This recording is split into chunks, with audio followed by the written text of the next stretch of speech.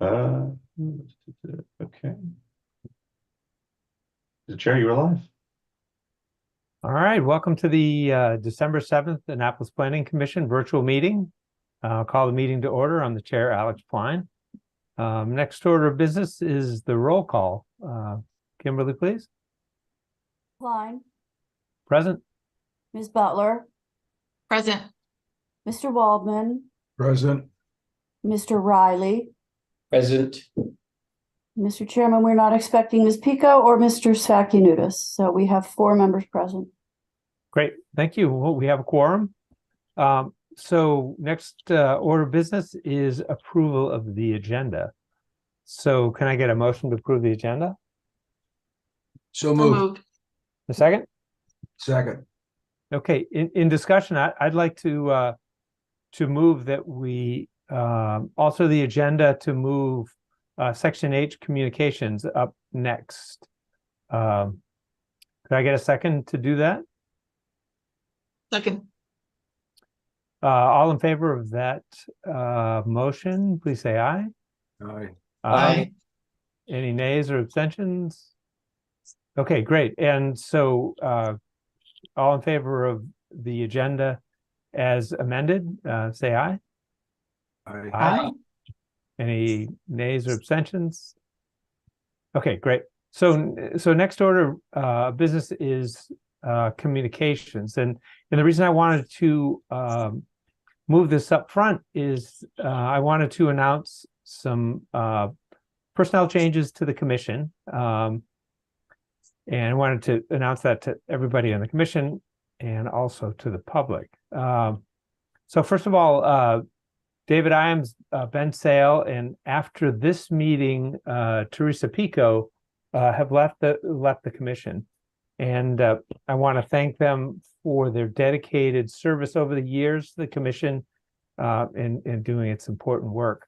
All three have served either as chair or vice chair numerous times, and their leadership has been invaluable to the commission, and I wish them all very well in the future.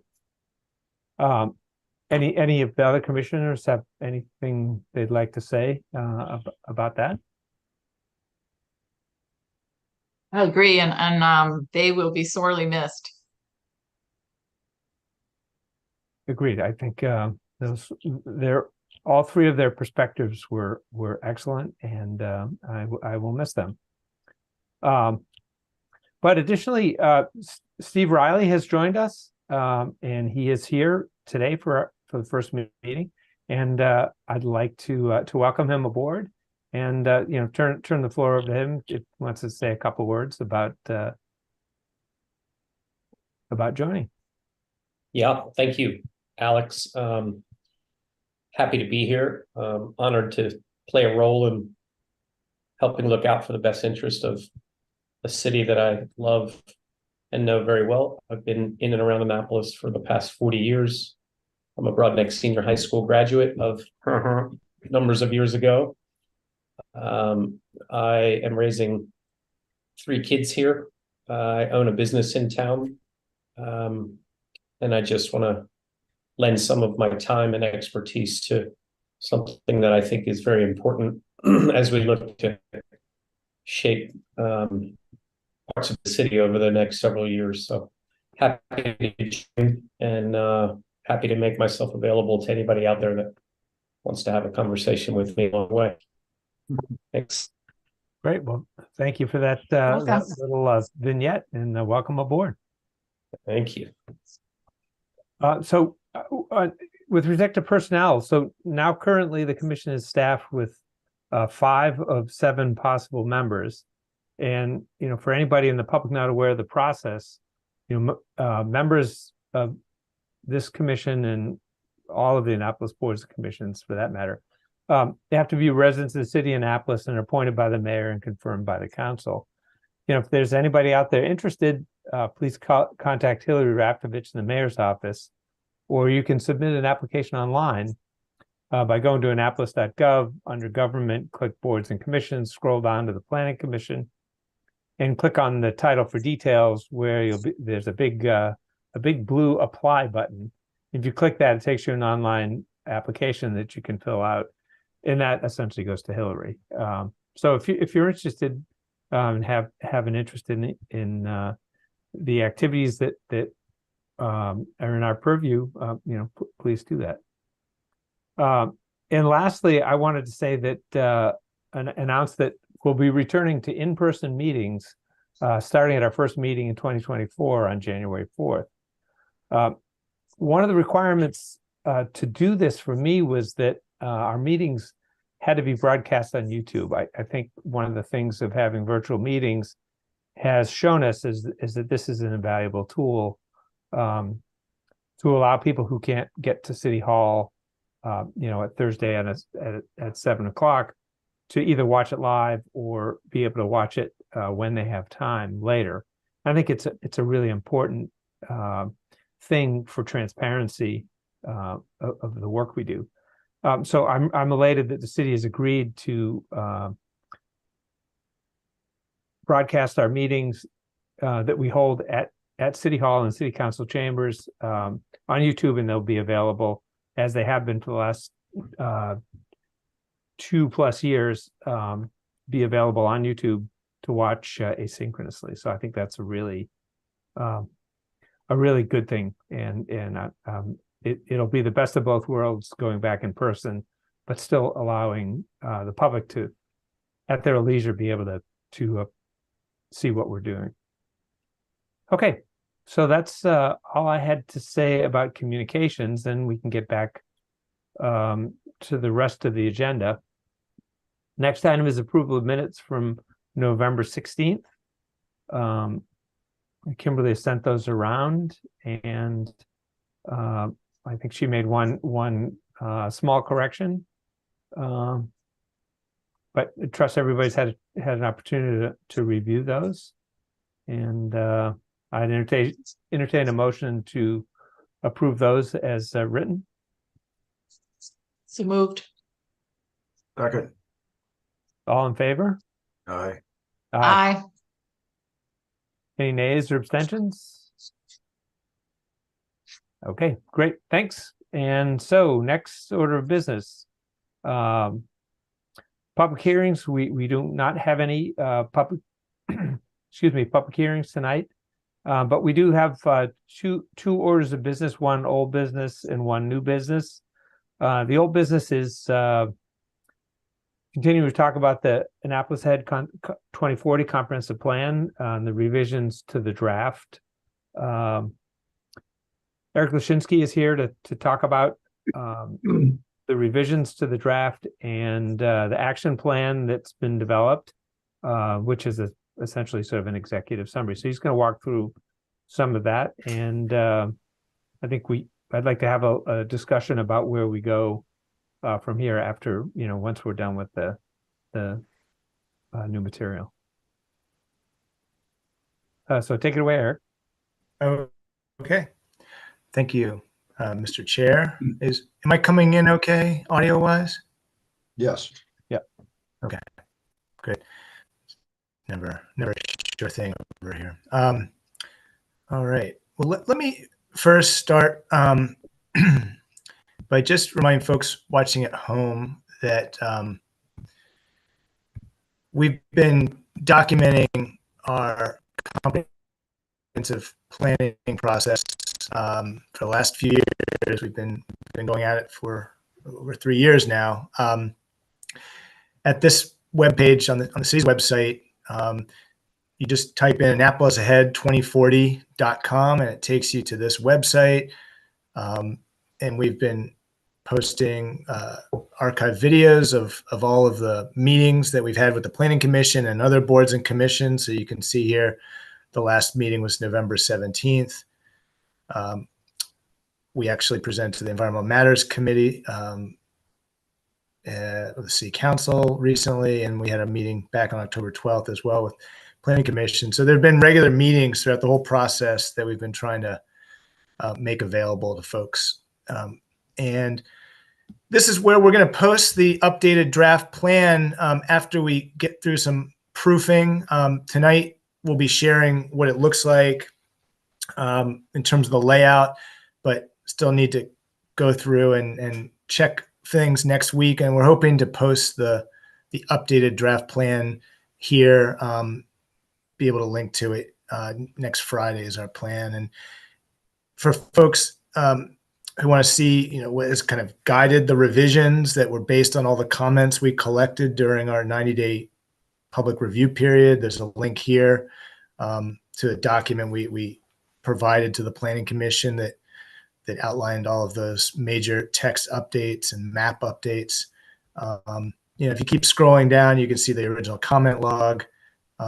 So we've really been trying to make all of this available and lead a transparent process the whole way. So let me go in first and maybe do share the action plan.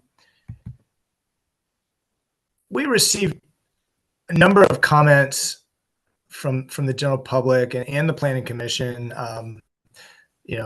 acknowledging that the full comprehensive plan draft at approximately 400 pages was challenging to get through and sometimes hard to find content. Let me go ahead and get to the beginning of this. And we heard you. We couldn't agree more that, a long document makes for challenging. Let's see here. Hold on a second. I'm trying a new Adobe tool here that works with this computer. Let me get to the beginning of this document.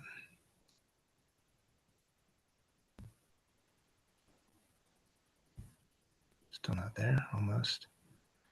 Okay, almost. So in response to those comments about the length of the comprehensive plan, we developed the idea of this action plan that would take the chapter 13 from the full comprehensive plan, which is where we summarize all of the goals and recommended actions. And it's pretty, we did get a lot of comments. That was a great summary, easy to get through. And it's organized by sort of topic. We took that and we combined it with a new executive summary that tries to distill everything that you need to know about this comprehensive plan. We started from the mindset, well, somebody might only read the action plan and not the full plan. So what do they need to know? So it was really about trying to distill. The full comprehensive plan will still be a resource and kind of a reference. It has a lot more narrative information, background on each topic, but the action plan, I think, will be more digestible. So here, let me go ahead and get into it. The acknowledgements hasn't changed. Table of contents for the action plan includes this executive summary, as I mentioned. This isn't, when you're going from 400 pages to a shorter document, it's hard to do a 4-page executive summary, but so ours is about 50 pages, but still pretty accessible. You can see it's broken up into plan overview, Annapolis Today, which is sort of, greatest hits of our existing conditions analysis. The vision is just a handful of pages, and then the plan implementation, essentially, how are we going to advance the ideas in this plan? And then, as I mentioned, all of these recommended actions this is really taken directly from the full plan, the chapter 13. So I'll just, some of this, actually, I'm highlighting here some of the new glossary terms, but generally in this document that we shared with you, we did not highlight any new material. This is the exception. I'll talk about these more when we talk about the full document, but we did pull some content from the full document directly into this executive summary. This is an example of that. But in most cases, we pulled pieces and added other writing. These 2 pages are taken also directly from the introduction in the full plan. We improved on this graphic to make it more helpful. This is where some new content was added, relationship to past plans. This is also in the introduction. In the updated full plan, we talk about where the city has come in the last 60 years since our first comprehensive plan in 1962, and just kind of acknowledge that every time we do a comprehensive plan, it's around 10 years after the last one, or hopefully. Many cases we have different elected officials, we have different planning commission, we have different people in the city participating, we have different staff. So it's hard to necessarily just update the last plan. Everybody wants to put their spin on this plan. And so while we took things from past plans, this is really a unique plan for the times we're living in today and the issues we're trying to address and hopes and dreams of the city today. So this is where we start the existing conditions, highlights. This is straight from the full plan, these 2 pages. Then we're going to get into just a summary of demographic information from chapter 2 of the plan, talking about how the city has grown over the last 10 or so years since the last comprehensive plan. Not that much. This map talks about kind of racial breakdown in the city. We have a pretty clear dividing line. We've shared this map many times before, but we thought it was helpful to kind of tell the story of Annapolis population today. This is really important couple pages because a lot of the social vulnerability information that we found to sort of define communities in need, we use this information as a base layer on a lot of our other maps to kind of show how different services align with communities in need. And you can kind of see how that along Forest Drive, the darker blue areas are the more socially vulnerable communities. You can see how that sort of aligns with the population, more diverse areas along Forest Drive. And that's where the need is, in addition to the Clay Street area by College Creek there. We talk about projections of growth, just to give people a sense of our best estimate on how much population might be changing in the coming years. It's not so much, very gradually, it's essentially similar to what we've seen over the last 20 years, but we looked at a few different growth models. Then we talk about environmental context, and this was something we added to chapter 1 of the full document. We recognize that just showing how the city has grown over time and the wards map wasn't really enough to give people a sense of like what's driving the city. What defines Annapolis today or historically. Really, it's our environment that is what distinguishes Annapolis beyond probably other factors. And it's our history, of course, as well. But today we're dealing with a number of environmental challenges, precipitated by climate change, and our location with 22 miles of waterfront and 12 different watersheds and low-lying areas is definitely a major theme in this plan. So we wanted to talk about how to approach the environmental context and really have it kind of upfront here. Then we get into land use, and we use the current zoning map as a exhibit here to explain how land use is guided by our land use regulations, and just tried to summarize where we are today in terms of what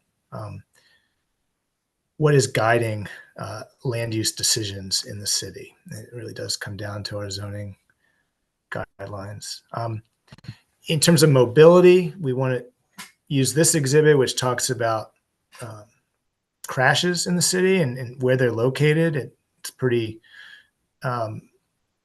clear where our high volume corridors are. We see probably the most, and those are the roadways that are at least designed for all sorts of other road users and people who drive cars. And so we talk about the extremes in Annapolis, where you have a very walkable downtown and Eastport, West Street, some of the areas beyond West Annapolis. But then you have a lot of the city that's not very walkable and safe if you don't have a car. So trying to connect those areas is important. In terms of housing, we wanted to highlight the fact that if you look at housing construction over the last 12 years, the map on the right points to really the overwhelming number of single family homes that have been built.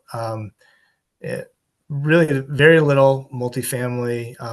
The two clusters of orange dots actually represent reconstructions of public housing communities that were completely redeveloped. And there's been a few other projects, in the Eastport area. And, this is the Town Courts project on West Street. But it's we are not building a diverse supply of housing to really meet the needs of the population. That's really maybe the best way to say it. And So we're Eric, getting- if I could add that, and I think that the graphic on the left page really bears this out, is it's not so much that we're just building single family houses, it's that we're building high-end single family houses. yeah, that's true. And That's true. I think there are some reasons for that. One, the underlying land values are high, but as we've talked about, our zoning code is such that it drives you to that higher end of the market, because you can only make lots so small, and because that land is expensive, the only way to monetize it and make a profit, because only sort of even non not-for-profit developers have to make money or they go out of business. In order to make at least break even, you have to build something at the higher end versus allowing, I'm not saying you have to build apartments everywhere, but the idea of being able to build smaller single family houses that are less expensive, that are sort of overlooked by the by people who would be willing to pay $600,000 for a 5-bedroom, 4-bathroom house. We just don't build that kind of stuff. It's interesting because there's a lot of that stuff in the city, that sort of legacy stuff that was probably, all of the bungalows that exist in virtually every neighborhood are that kind of housing. But because of, I think it's a byproduct of the way our code's written, that you just can't really build that stuff and make any money. So that's pretty much it. Yeah, no, that's a good distinction you brought up. It's true. It's not just, and I should acknowledge, there's nothing wrong with single family homes, but yes, they are getting bigger and filling out the lot, and that's what returns the most on investment within our. Right. And I think that's, some of the criticism we've heard is that this plan is, attempting to, get rid of all the single family zoning in the city, which, it doesn't say that, but that's the way some people interpret it. And again, it's trying to make some more affordable stuff is not about getting rid of single family. It's about offering kind of something at every price point. And that could be single family house, single family homes too. Yeah. I just have a quick question about that, or just an observation. In Eastport, where I live, some of the lots are really small, but super expensive. So home buyers are coming in and buying really small lots, but putting the biggest house they could possibly put on the property. And they're going beyond the 50% lot coverage that they're supposed to, for whatever reason. I'm not quite sure why it's not being enforced, but I feel like when it's a small lot, people are just going to put the biggest house they can on it because they need to in order to make a profit. So I'm not sure how to change that. It's our zoning standard. It's quite simply, we can change. We can zoning standard that would get that result. That's really pretty feasible. It's just it has to be implemented. So I have an example I'm going to share in a second. We've been looking at other places that have changed their zoning to address their goals, and I found a pretty good example of one.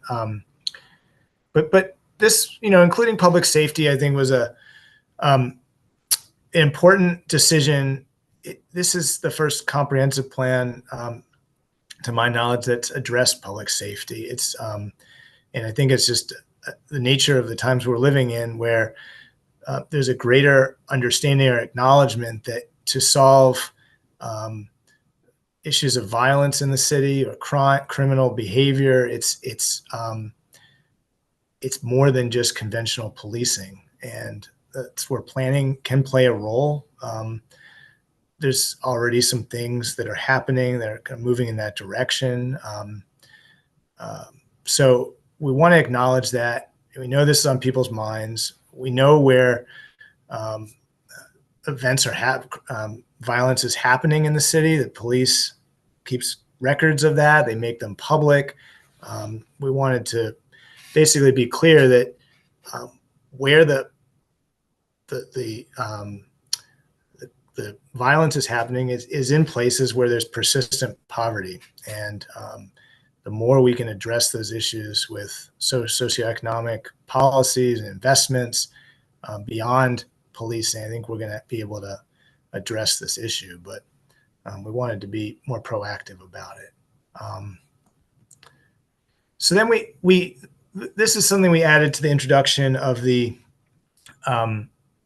full document as well. I think it's important.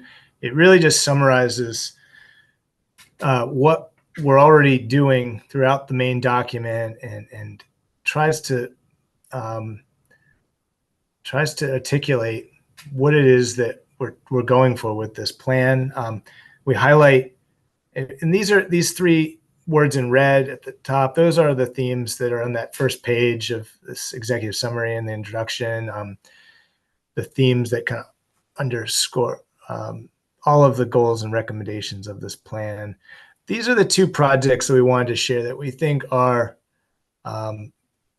representing this vision in different ways. One is the City Dock project, and the other is the revitalization plan that we've been working on for the last 2 years for the Eastport Terrace and Harbor House communities, the city's largest public housing community, and both I think are very, very representative of equity, health, resilience, just different ways. In the original plan, we had a couple pages we had a page on plan principles. It was about 15 different principles.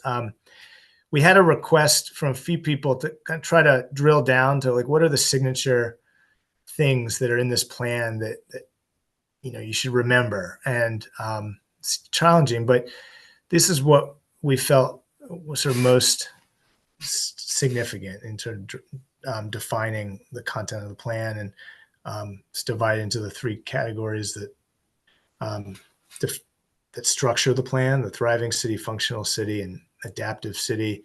And interesting, many of these are just more pronounced than they were in the last comprehensive plan. Certainly climate issues, equity, in terms of how we get around, and housing issues. And so, I think these are very representative of this plan. They should be. And then you get into plan implementation. This is our way forward. This is kind of acknowledging how we put some of this into action. These implementations, this is content that came straight from chapter 10 of the full plan, and these are just basic things. This implementation strategies. We have to use this plan in our daily decision making. We have to coordinate between departments using this plan that, in theory, addresses all the city's departments. We have to coordinate with neighboring jurisdictions like Anne Arundel County. Even the Navy is sort of a neighboring jurisdiction that we have to coordinate with, the state of Maryland. We have to integrate what's in this plan into our capital improvement program. That's something that we update every year. It really drives our capital investments into the city, like parks and streetscapes and trails. Basically a lot of the amenities that we have in the city. And then we want community support, meaning we want people to stay engaged in things that are happening in the city, and use this plan as sort of the roadmap.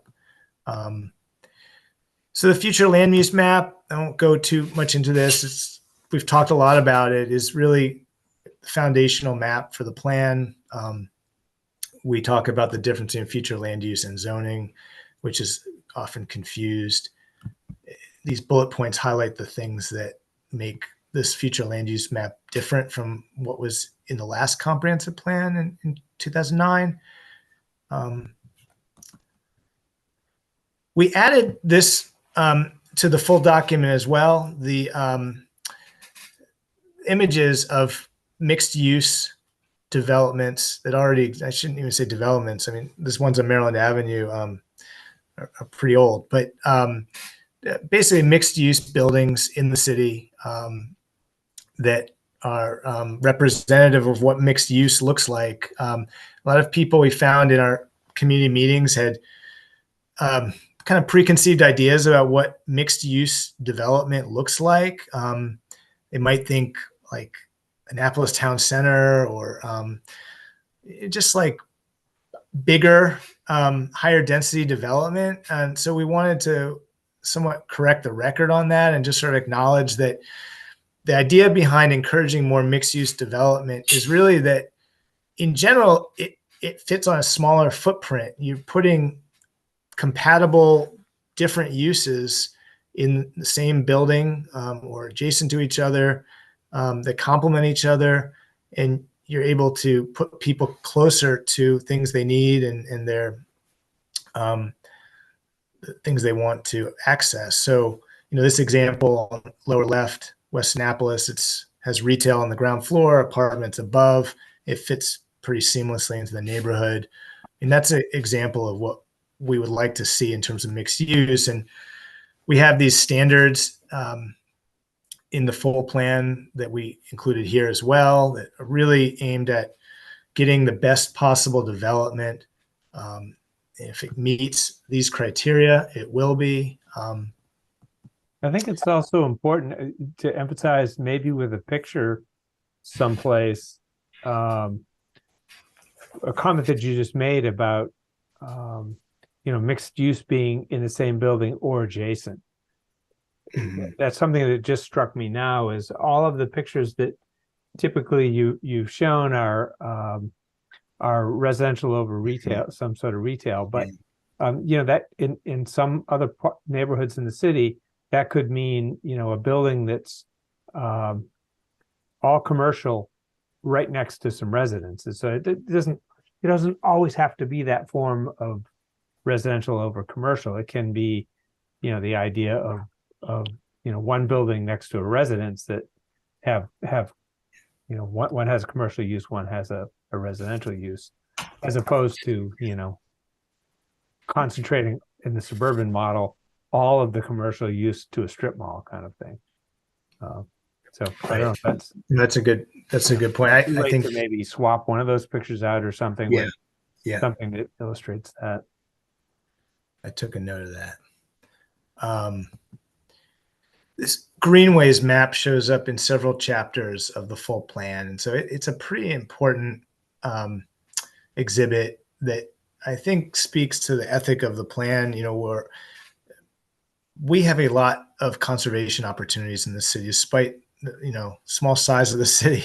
And it seems like we're always trying to squeeze more and more out of it. But there's a lot of areas in the city that are somewhere in between being conserved and not, and they're maybe not developable properties. They're along our creek riparian corridors. We have an opportunity to connect a lot of what we currently have protected and new conservation lands and use our bike and pedestrian network as some of the connections as well. So this is an important map that we worked on with the Annapolis Conservancy. The next step in this will be to actually work with the Conservancy and maybe a consultant to drill down to priority projects for conservation that we really want to be more proactive on. Creekshed framework is basically saying, well, every land use decision has an impact on our waterways, which is really a major asset to the city for economic reasons, environmental reasons, cultural reasons, recreational. A lot of people in the city don't know which watershed they live in. I mean, it kind of starts from decisions that people make where they live. And it's not just about the big development that comes in or any new development and holding them responsible, but it's really about day-to-day decision making in a lot of ways. And I think that the idea of orienting our planning around the creek sheds is something that would have a big impact. I think that we do it to some degree, but it's not kind of at the forefront. And so, it doesn't necessarily mean that we're going to do a plan about each creek shed, but it may be that when we do a plan for a particular area of the city, that it's organized based on the creek sheds. We found this example in Ellicott City where they did this, and I thought it was a powerful plan for the city, and they of course were doing it after some devastating floods, and they recognized they were not planning within their watershed to the degree they should be. So, but this zoning reform is probably the most important thing that we try to highlight here in terms of how we can better prescribe the kind of development that we want to see in the city. And we're kind of inheriting the zoning map that we have today that has like a cumulatively added zones over the years. So we have 31 different zones. We did that. We can certainly simplify. We have the will to improve it, and it doesn't have to be a development code that nobody understands. I mean, it can certainly be something that almost anybody can make sense of. We did an example in West Annapolis to sort of play that out in terms of concepts. And you can see we went from the map on the bottom left that's kind of like a puzzle. That's our current zoning to much more straightforward zones in the upper right. And we found this example in Kingston, New York. It's not the state capital, although I learned it once was capital of New York State. It's in the Hudson Valley. It gets a lot of tourists. It's on the water, has historic districts. And they did a full citywide rezoning recently that got approved in 2023. You can see the zoning map right here. Same size city as Annapolis. It's about 8 square miles, smaller, popular, about 25 to 30,000 people. And they have a much simpler zoning code. They have 10 basic zones, and then they have what they call a flex zone, and they have a couple special districts. You can see them along the bottom here. They call this a transect, basically going from kind of more dense urban to less. And the waterfront is sort of on its own here. But, I found that looking at this, that it was very comparable. The zones that they created, you can almost see the analogy in Annapolis. And in the full plan where we include this information, we actually include some examples from their zoning code. It's a form-based zone, meaning they're putting a lot of emphasis on the look of the buildings, less about what happens inside, but more about preserving the character, the architectural character of the city, but also trying to address the needs that they have, whether it's diverse housing supply or inserting commercial retail into neighborhoods to bring things closer where people live. And so, this is something I want to highlight. Streetscape standards, we need to do more to prescribe the kind of streetscapes we want to see in the city. We do a lot of things kind of ad hoc. We are making a lot of ADA updates, but the idea of complete streets is something that Annapolis could definitely use to clarify what kind of streets we want to have in the city. And waterfront is a huge opportunity for improving public water access, climate change adaptation, watershed restoration, supporting our maritime industry. It's a focal point, and we need to use our development regulations and other programs to influence what happens on the waterfront. A lot is already in play, and it's been remarkable to see in the last 2 years, particularly, how much is happening to kind of address this. But we need to stay focused. And then finally, adequate public facilities. Today we address this list of facilities, everything from fire, rescue, emergency EMS, down to school facilities. One thing we say in this passage is that they should be reassessed periodically. As the city changes, we need to reassess how we, what the standards need to be to ensure that we have adequate public facilities for the population when new development comes in. We provide a few examples of, for example, with our recreation facilities, water access is really important to people in the city today. I mean, it's a top issue in this plan. Well, maybe our recreation adequate public facilities should address public water access for development that is close to the water, or improvements that could be made. We can do things like that, and it all just has to reflect the values that we have. So we call out the categories that we think will be most impacted by the plan in the coming years: police protection, recreation, traffic impact, non-auto transportation facilities, and stormwater management facilities. And certainly school facilities is important as well, but that was just updated in the last couple of years, and so last few years. So it probably be okay for the foreseeable future. And then we just get into the recommended action matrix, and this is pretty much after this point, it's pretty much unchanged, aside from there were some tweaks to different recommended actions and goals that are reflected in the main plan. But we did add these 2 paragraphs here on funding and monitoring. We wanted to clarify how things are funded and the importance of monitoring our progress, acknowledging that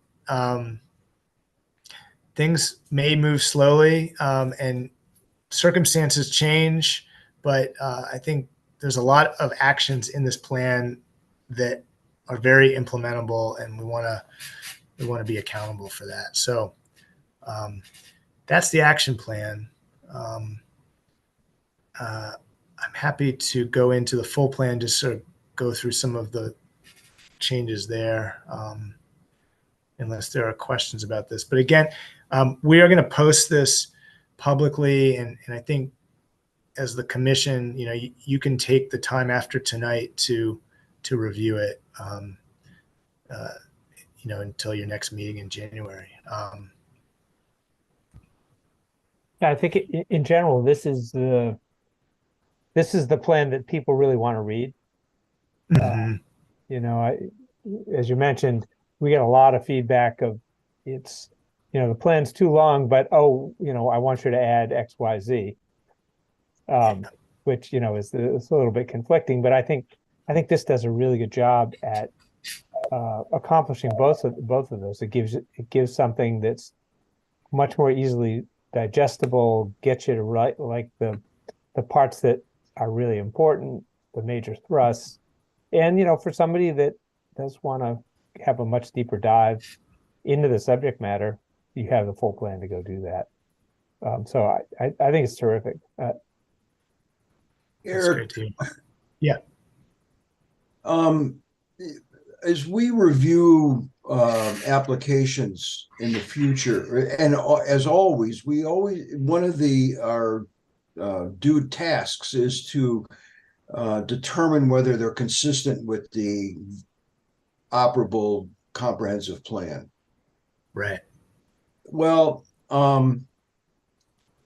sort of this question is in two parts. A lot of this plan is notional. And until you get to these action matrices plans, okay? Mhm. So are the action plans part of the comprehensive plan insofar as we can look at those things and determine whether they're consistent with these actions, even if the city hasn't acted on some of these things? I mean, it gets to be a little difficult here for us. What I would say, just as a way of reviewing, using the goals more than that. Let me give you an example. The actions can be very specific at times, and they might refer to Right. They might refer to programs they want to create or specific initiatives. But I think if you look at the goals that you find in each chapter, I think that's where you can find stuff to hang your hat on, when you're looking at new projects. And this is just from municipal growth, but I think virtually every chapter in here, and this is all, in the action plan, we have the recommended action matrix, and that's where the goals are repeated, and so you can look at that. That's that's your cheat sheet, and back in municipal growth here, but that's what I would suggest. You just use the goals, and even better if a particular project is addressing one of the actions. But I think a lot of the actions, frankly, are stuff that city staff and partners are going to have to implement. It's not so much the private sector, although there's certainly things that we could use support from the private sector on. But yeah, so does that answer your question? Well, sort of. I mean, these things, things like these big plans are written with so much aspirational content that it's hard to say no to somebody, who says, "Oh, well, look at page 72 of your, the latest comprehensive plan, and it says whatever it says," and yet the city has not gotten around to updating design standards or imposing developing form-based codes in certain areas. You know what I mean? They haven't gotten to figuring out where to put duplexes in residential areas. And I just think that I've always felt like I haven't come up with a good metaphor, but it's difficult to say no. Yeah. Everything, sort of everything, it complies with these plans, guides. Yeah. I have a couple of questions. Okay.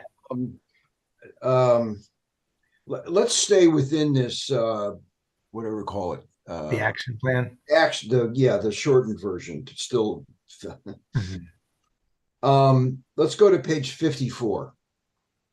It talks about form-based codes, and it's got a graphic of that we've seen many times before of what would happen in an R40. Page 54. Yeah. And as as we've come along with this thing over the years, it's explaining what form-based codes are has been difficult. It's been difficult for people to visualize. And I'm afraid that graphic of the R40 is inflammatory, or at least makes people apprehensive, in that the conclusion is, oh my God, it's going to be in my neighborhood, R40. And I think that the graphics, the visuals are so powerful, and that if you could choose or find a graphic that just sort of shows in a much more residential context, maybe 2 or 3 story buildings and not R40, but in an R2 or R3 kind of a district. What might something look like in along a commercial boulevard? Okay. Well, this is, I mean, just want to make sure this is, the intent of this is the form-based code for, type of zoning. I mean, the idea is that we get to this graphic on the bottom, which is sort of what you're describing. I mean, that what we're not trying to do is a zoning design guidelines that kind of does just like your lipstick on a pig, I mean, that might not be, that just might be face value, so I don't know if that. I think that I think the key what I'm concerned about, Eric, the key takeaway in this graphic, and I don't think you actually say it, but the quote density of all three of those is the same, but the look is very different. That's really the takeaway, and maybe the fact that maybe just removing the moniker R40. Maybe just to say that the density of the dwellings or the whether the dwelling, if it's mixed use or different, the density of the people or the dwellings is the same in each one of these, but they look radically different. Yeah, we get that, but the average person scanning this and doesn't have any idea of what form-based codes really can mean is going to look at this and is going to come away with the apprehension that we're really talking about increasing density.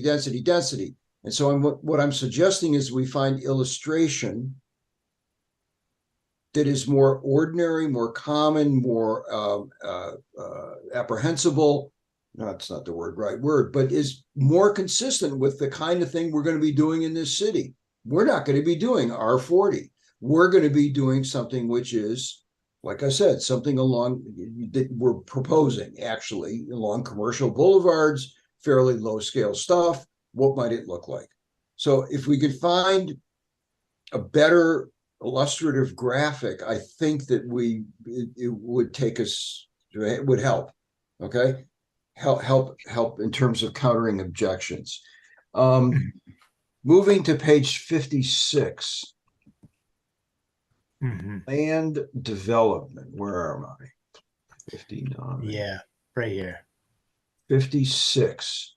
Bottom of page. Land 50. development standards. The city's current plan development standards are unnecessarily complicated and should be completely reconceived in concert with form-based code. Well, actually, that's the first that's true. I agree with it, but it's the first I've heard about it. What are your thoughts on that? Is this show up in the main document? Oh yeah, this material is taken directly from the main document. I mean, and really, the documents are completely consistent. It's just that obviously in this executive summer we had to pull content that was more direct. But so what are you thinking about here? I mean, I'm sorry if I apologize for not having caught it before. No, it's fine. I mean, like most things in the comprehensive plan, we don't necessarily provide all the answers, but we point out, where the needs are. And with plan development standards, pretty much everybody I've encountered would acknowledge that they're unnecessarily complicated. Yeah. The intent of the plan development standards is that with certain projects, that particularly ones that combine multiple uses or are on larger tracts of land, that that there's an opportunity to provide some flexibility, knowing that there's a lot of amenities that can come with the project that could be really beneficial, but there needs to be some flexibility in how the project evolves, and we can be much more clear about, like, and it's really hard to get into without talking about the exact current standards, but there are when you think about form-based code, I mean, typically you're talking about building specific standards, how the building should look. But with plan development standards, you could have much more guidance on the character of the streetscapes that should be in that plan development, or the front, how the development should meet the existing street. What is the character you would want along along Bay Ridge Avenue, for example, or you could provide those kinds of standards that are more neighborhood scale, I would say, and so that's acknowledging that a lot of plan developments have roadway improvements, or they might have parking areas, or they might have pocket parks as part of the development. You could provide specifics on all of those things that are kind of consistent with the form-based standards you have for the actual buildings. So it's really, I think it's about the public realm and being more clear about what is the intent for that. That's kind of what I would think, the direction we would go in. But All right, I had two questions then. Yeah. Our current situation is that there's several different kinds of plan developments. Yeah. Okay.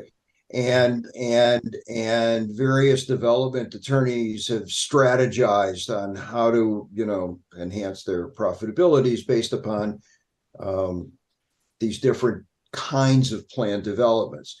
So one of the things is to perhaps explain how both unnecessarily complicated and how little guidance there is in the current plan. I'm just talking about explanation here. In our current situations. And then the second part of it is to be this is important because we're talking about some very large plan developments coming our way, and is to visualize what might be done. If we had design standards for plan developments, whatever, and get rid of special mixed business, commercial, residential, all of that nonsense we have. So this just caught me because I hadn't seen it before. Sure. It occurs to me that some of the major work coming out of this plan is going to be changing zones, changing design standards, changing these plan development standards. And I hope that it doesn't get submerged, in it, because this is major effort that's going to take several years and a major commitment from the council to spend their time and money on it. No doubt. Yeah, and I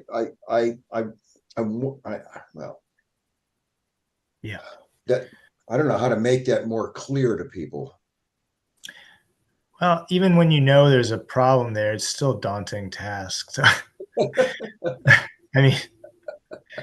but that's true. But anyway, I don't know if you have room, or if you want to expand it, or if you want to put it in. We could find a way to. I think those are good comments. Yeah, we could definitely find a way to. I just think that expand on that. It doesn't need to be much. It just needs to be pointed out. Look, we have 3 or 4 different kinds of plan developments now. Yeah, they need to be clarified. They need to be brought into one. Secondly, there's a lot that can be done in terms of requiring all sorts of amenities and designs if we updated our code.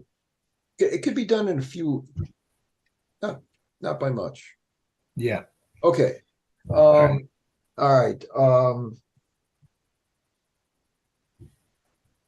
the other thing that caught me as I was looking at this thing at the other document this morning, it talks about on page, it's on page 79. I'm not going to go there, but it talks about opportunities that are going to outside the city of Annapolis, which are going to affect us.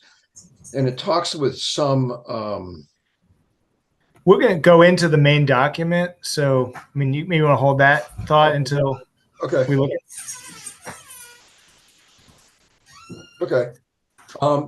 That's kind of where I am. I mean, Okay. absorbing these goals is really a lot. Yeah.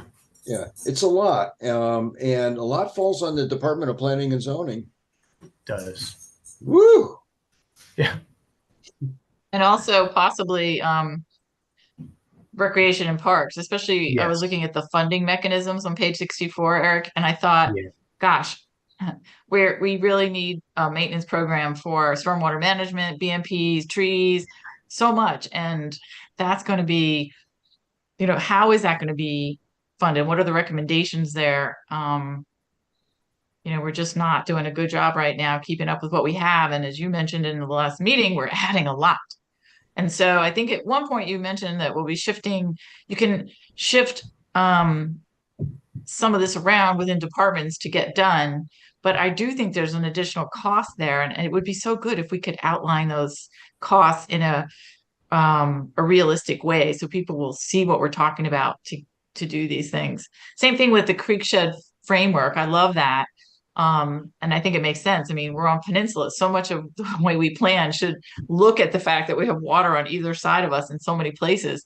But like, how does that get implemented? I mean, do we change the way the wards are designated? Like, I know that's a midterm goal, but I just don't see the clear steps to get there. And maybe it is just aspirational and it's just out there for the future, but I wish there was a way to pin it down, like with a real action plan, like in the next 2 years, do this.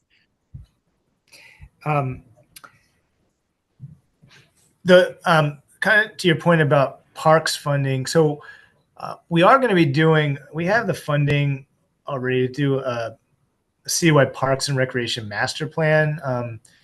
If you don't have planning fatigue yet, but that's something that, cities are supposed to do every 10 years. Annapolis has not done one since 2004. 2004, right? 4. And I don't think that was actually adopted. Yeah, it wasn't adopted. Right. And those plans today, in my former life, I worked on quite a few of them. They really get into looking at alternative funding mechanisms, defining the service expectations, identifying efficiencies within the department that might be able to make up for some additional. But I mean, it's something I think we're going to have to look at much finer detail on that. It is definitely of huge importance because people want these higher quality park amenities, trail amenities, and right now we're not set up to manage a lot of that. So, yeah. Can we insert something that says in the short term to implement a new park master plan, park and tree master plan? We have that would be a short-term goal because we're actually working on it right now. I mean, at least some people are getting into the tree master plan aspect, but we could put as a goal to achieve or an implementation point to achieve this, to complete the master park plan and tree plan by 2024. I think we have it in here as either 2024 or 2025. But I think that what you just said that we don't have, which I think is maybe a good thing to look at. I have seen examples of rec and parks master plans that also have a tree plan combined. That is another thing we need that we have an action item for. And I think there is a potential to combine those. In fact, I came across Newport, Rhode Island's parks master plan had a tree plan as part of it. It's a good precedent. So that there is a synergy there. We could probably, I'll note that we could probably add that. And then explore maybe talking to the county because they do a really good job with their watershed implementation plan and stormwater. Probably better than we do. And it might be worth figuring out if we could somehow have some efficiencies by sharing what they're doing. Mhm. I don't know how to put that into a goal, but anyway, I think it's worth exploring because, like I said, I think we could Yeah. be doing a better job and it could lead to more income that will allow us to fund some of the projects that we would like to do in a Parks and Rec master plan. I'll find a place for that. Yeah, because it's true. I mean, managing our watershed has a lot of overlaps with rec and parks, and we do have recommendations for our maintenance staff to sort of move in the direction of taking on new skills and responsibilities related to green infrastructure and watershed management. But there could be some partnership with the county. I'll look at how we might be able to at least explore something like that. But Cool. I have just a general question as Yeah. the new guy on here, because there's so much in this plan. Eric, I appreciate the fact that you live and breathe this stuff, and 400 pages is right on the tip of your tongue, but it's certainly not on mine. And clearly people have their interests, whether it's Bob with some of the form-based code and the parks and so on. You seem to, though, and I've watched previous meetings, some of the recordings. You seem to have a fairly high level of confidence that there's enough resources in the system already to get a lot of this done. I think a lot of people would question that just because we've all seen how things get expensive and they get lost and they get reshuffled and so on. Where is there a part of the plan where there is, because Diane asked about kind of a timeline. Is there an order of priority? Is there a timeline? Is there a way that you could actually start to say, no, those resources are clearly here, and yes, we need to adjust the role that this person or these people play. We can go to the county and we can ask for support here. We can, you seem confident that we can get a lot of this done within the current resource base. I tend to agree with you just from the outside looking in, but I do know how these things can get muddled very quickly, and there's really a lot in here. So I guess where in the process comes the timeline, the priority, and then the next level down in terms of drilling into what resources are actually available and how can you get some of these things put in place? Yeah, that's a good observation. I think that there's probably there is probably a graphic that we could come up with that I think would kind of clarify the things that are maybe low hanging fruit or that maybe more easily actionable, right away. The things that are going to need a bit more time or coordination, that might have, don't need a ton of additional funding. It's just that may not be set up right away. And then the things that really need the bigger funding, it's just not available right now, or we have to find this. There's probably a way for us to kind of help summarize. I get what you're saying, and I sort of similar to what Diane was saying. How do we summarize, the priorities at least, and the sort of phasing of this stuff? Because it's when you look at all these recommended actions, and we have a timing column, short term, ongoing, midterm. It is all kind of scattered, so I think we could probably, I'm not sure what this is going to look like, but we could probably come up with something, and we'll look at that. I think there's some value in that. It'll give Can I, people some can I more- suggest, Yeah. perhaps a slightly different view on that is that, Mhm. I mean, I think you've done a good job at, especially in the action plan by, putting at least a sort of course indication of who's going to do it and, what the cost is and what the time frame is, at least, at 3 levels. It doesn't really go any deeper than that because, like we've said earlier, this is really a strategic plan. It's not a tactical plan. It's not a project plan. Mhm. But I would also offer that, this is probably, this gets to the aspirational part. It's a big picture list of all the things we would love to do, realizing, like how much of it's going to get done. I think it just depends on whatever administrations we have over the next certainly 10 to 20 years and what their priorities are. In a way, I don't think it's really our job to say. I mean, the plan has priorities, and in this action plan, you lay out the plan's priorities. I mean, you're pretty clear about that, which I think is good, and I happen to agree with them. But in terms of the actual implementation, the detailed implementation, I would sort of assert that that's going to be up to the administrations and makeups of the city councils over the next 10 to 20 years, and not really for us to say you should be doing, goal 6.1, 6.2, and 6.3 over 7.6, 7.7, 7.8. I mean, I think we could say that, but in a way, it doesn't really mean anything because that's really going to be up to the city council and the administrations to debate. We're just sort of throwing it out, saying, "Here's where we think you should go."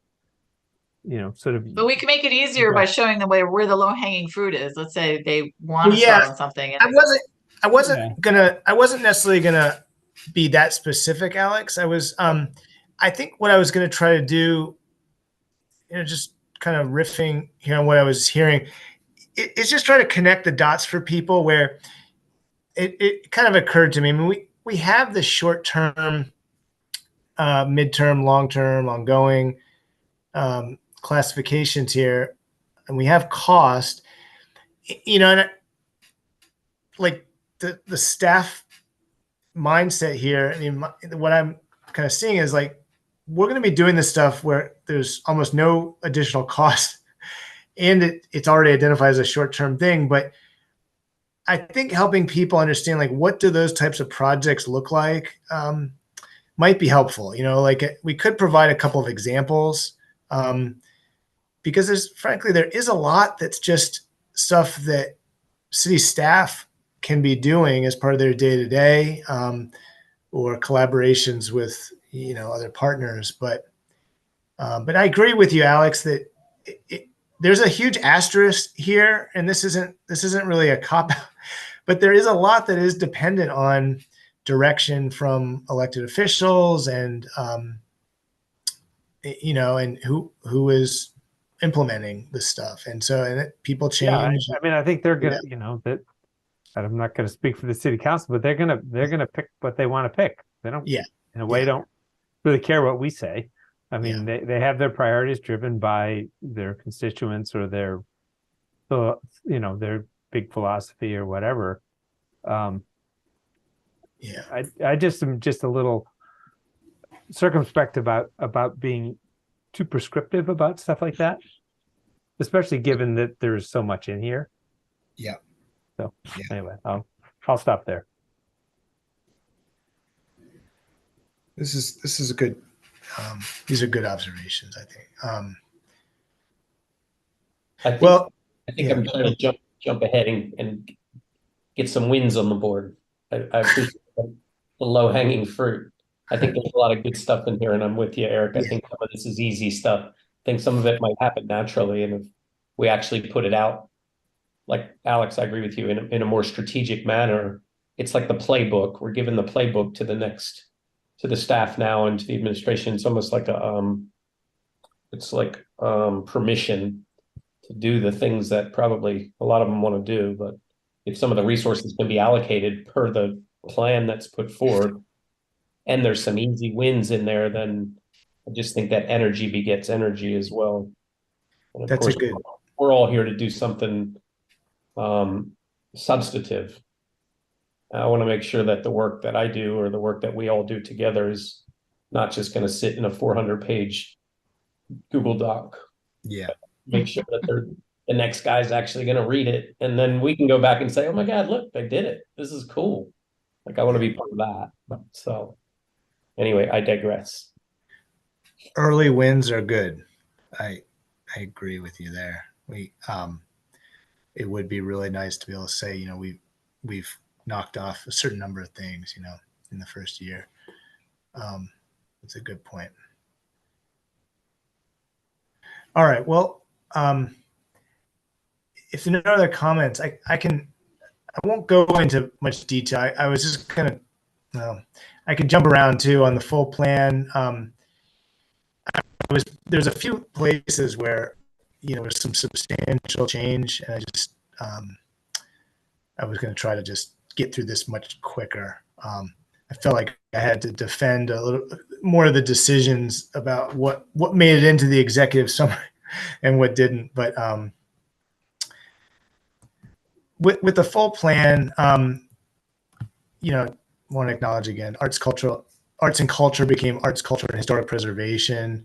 That was a way of being more clear that that's where we have most of our direct guidance on historic preservation as and cultural preservation. So that's really the only change in the table of contents.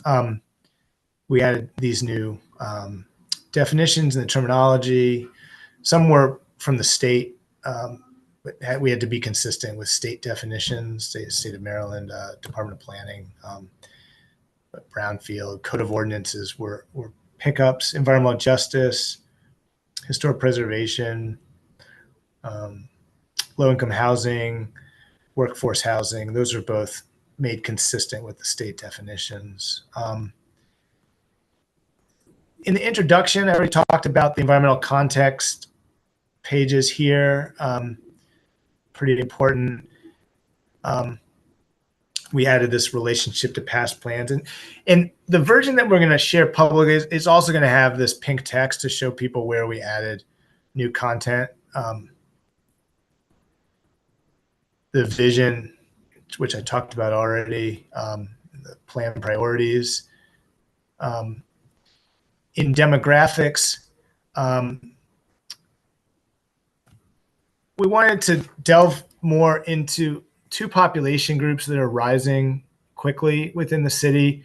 Understand what defines these groups. They're not monolithic, but 65 and older population and the Hispanic Latino population, they're both growing, you know, above 30% year by year, which is well above, you know, the next group that might be growing, whether you're talking about age or racial identity. We wanted to get into some of the things that are in the plan that will address these populations. And so that was really the intent of this. We got some comments that were like, you know, there's a lot of seniors in the city. What is this plan going to do for seniors? And we agreed, you know, there's a lot in the plan already, but we wanted to be more targeted, I guess. So this is one way of doing it. Let's see. Municipal growth, there were a few just text changes to kind of clarify what's the vision here. Let's see. This is a pretty important new section on, you know, we can talk about being inclusive in terms of economic opportunities, or what does that look like? So this actually came out of conversation with our economic development manager at the city in terms of understanding what we're already doing and what we need to be doing more of. And it was productive, and there was a lot already going on, but he was very specific about what we need to truly make an impact. growth area, these are the few parcels that in theory could be annexed into the city. It's the property owner's decision. It's not the city's decision whether we annex. City has to agree, frankly, that it's worthwhile. The state has a framework for annexation that's based on these growth tiers. They asked us to include this information. It's essentially based on sewer service. And it's really it's aimed at places that have a lot more rural area around populated areas. They want to make sure that we're not just gobbling up more and more rural area when we could be developing more smart within places that already have the infrastructure. So that's really what got from the state's smart growth policies. They wanted us to be consistent with that. Annapolis is served by sewer pretty much everywhere already, but this is a pretty big section we added on growth beyond Annapolis, primarily the Parole area. But we also talk about some of the topics where, while growth beyond Annapolis is sort of generally beyond our control, that's not the best way to say it, because the city can certainly advocate for things we would like to see, and we work very closely with Anne Arundel County and the state of Maryland, but we don't have any regulatory authority over development, for example, outside of the city. But we can still collaborate and have built-in protocols for coordination, and that's what's talked about here. We can work much more closely on housing, transportation. We already work very closely with the county and on greenway opportunities as well. We're already coordinating. And then there's some specific areas that we highlighted. The greater Parole area, we wanted to be clear about what that means and why that's significant. Talking about the Annapolis Mall area, and particularly as it relates to Waterworks Park, which the city owns. It's 600 acres of mostly pristine forested area with an amazing trail system. That will probably be a central park for the Annapolis Mall area as that changes over time. And then finally, we wanted to highlight the David Taylor Research Center across the river from downtown Annapolis, which has been identified as a mixed-use development of some kind for many years. Even though it's outside the city, it could have a hugely positive impact on the city, and it could be our first residential development accessed by boat primarily. Who knows? But it's a pretty neat opportunity, and we want to be supportive of it, I think.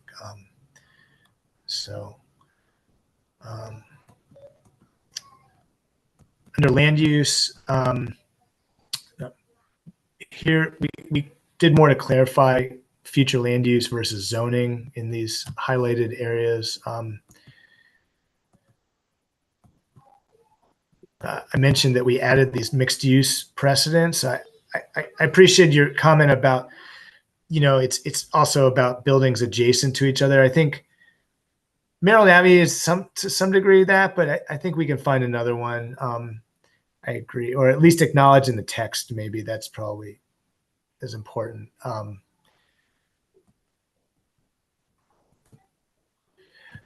Here on our large infill site graphic, these are the places that we see as either on their way to transitioning to something else or should transition because they could be better serving the city, population of the city. We put in some new text about the former public work facility on Spa Road, just to clarify the process there, because we had a lot of comments about why the city is encouraging development there. How will that play out? And we just wanted to be crystal clear about the need to do our comprehensive environmental testing, which is happening now, understand the level of contamination that may be there, create a remediation action plan, do the remediation. But all of that is contingent upon having a sense of what should happen at that site in the future. That guides how rigorous the environmental testing is. So if we think that maybe there's an opportunity for housing on this site, testing will go far deeper. I think it goes to 15 feet deep, whereas if it's going to be something else, it might only go a couple feet below the surface. So that's, brownfields are redeveloped all the time after remediation. In fact, I learned that a property adjacent to the Spa Road site, the Enclave, which is sort of a townhouse community on Spa Road, that was a former brownfield site as well. I learned that Powell Park was also a former brownfield site. So we kind of looked into this a bit, but there's going to be a very deliberate process here. And the reality is there's actually a very small footprint of the former Public Works facility that is really appropriate for new development. And it's along Spa Road, and it's on the highest elevation area. And we show that in our future land use map. Any new development would come with a significant amount of reforestation and improvements to the Spa Creek watershed there.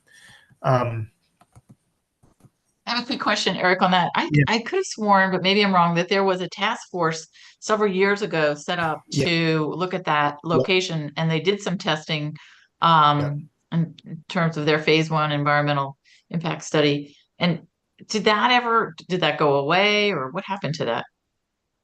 No, there's actually a website. I mean, the website for that task force is still on the city's website.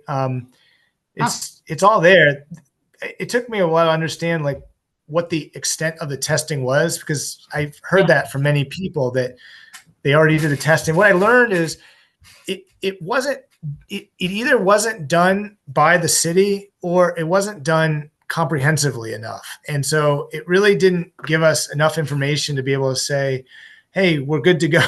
We know exactly how to remediate this site. There were too many questions about what it suggested, and so Public Works is doing a far more comprehensive phase 1 and phase 2 of the site right now. They tell me it's going to be an 18-month process. So that's what I could come up with, but I kept hearing that from people, and then what I came to was that just the city did not do the testing, and so it was done by like a third party. But I mean, our testing will have to be reviewed by the Maryland Department of the Environment, and that's pretty common. So, so the task force did do some work, but it wasn't. Yeah. It's not relevant now. They were looking primarily at, the task force was tasked with both looking at this site as transitioning to some other uses, but also the viability of moving the Public Works facility to the Forest Drive location at the time. That's right. So Yeah. It was kind of like they had seemed like multiple charges. And so it was also like, they weren't necessarily looking broadly at what that site could be. And so it seemed like some of it it was mostly just relevant, I think, at the time for figuring out where it made sense to put the Public Works facility and some basic understanding of what had happened on the site previously, and that we certainly had to do the due diligence there. But, yeah, I think I remember that. It was really imperative to get that Public Works building moved or rebuilt, and they had to decide where it was going to go, and kind of remember this now. Yeah. Mm-hmm. Eric, Yeah. on this map, this infill map, is Parole Place considered infill? We don't include that. Okay, and let me just give you 3 of them that I question. Parole Place, the entire West Annapolis commercial district, not just the shopping center. And thirdly, the tire company across the street from Annapolis Seafood are just three which kind of jump out at me as potential. I don't know if it qualifies definitionally for infill, but it looks like it's missing from this. The tire shop it's right here. We Yeah. include the Robinwood community and Okay. the properties. You know, the housing authority already has plans to revitalize the Robinwood community. Obviously, Annapolis Seafood and the tire shop are right across the street. Okay, I couldn't, because it didn't say that, and I didn't know if it was included. Gotcha. The parole place is not included because it's a current project. It's in process. You all will probably be seeing the project early in the new year. So it just didn't necessarily make sense to include here. But West Annapolis, we are really only showing the shopping center. I mean, I think for the purpose of this, the idea was, you could argue that, you know, whether the buildings on the adjacent streets are really appropriate or whether they could be adapted to something else. But I think the shopping center is the priority in terms of something that could be better utilized, or, you know, at least the parking area and without, you know, losing the value that it has to the community. The fact that it has a supermarket anchor so the priority was really about trying to get something to change there. But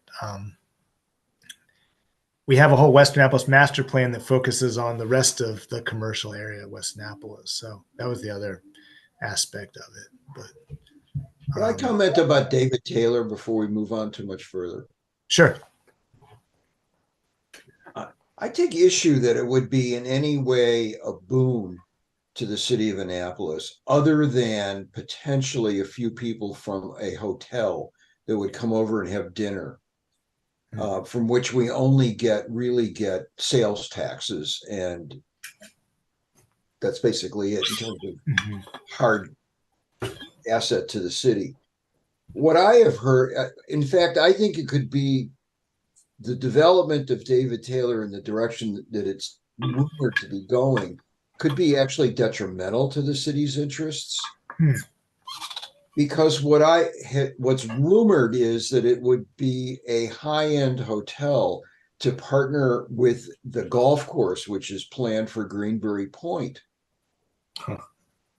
And not only would people of the greater Annapolis cultural area lose a tremendous recreational facility in Greenberry Point, but a hotel across the river doesn't bring us much of anything. I don't think that it would be an asset to the city. I think that it would be, if it's a hotel, none of that income goes to the city.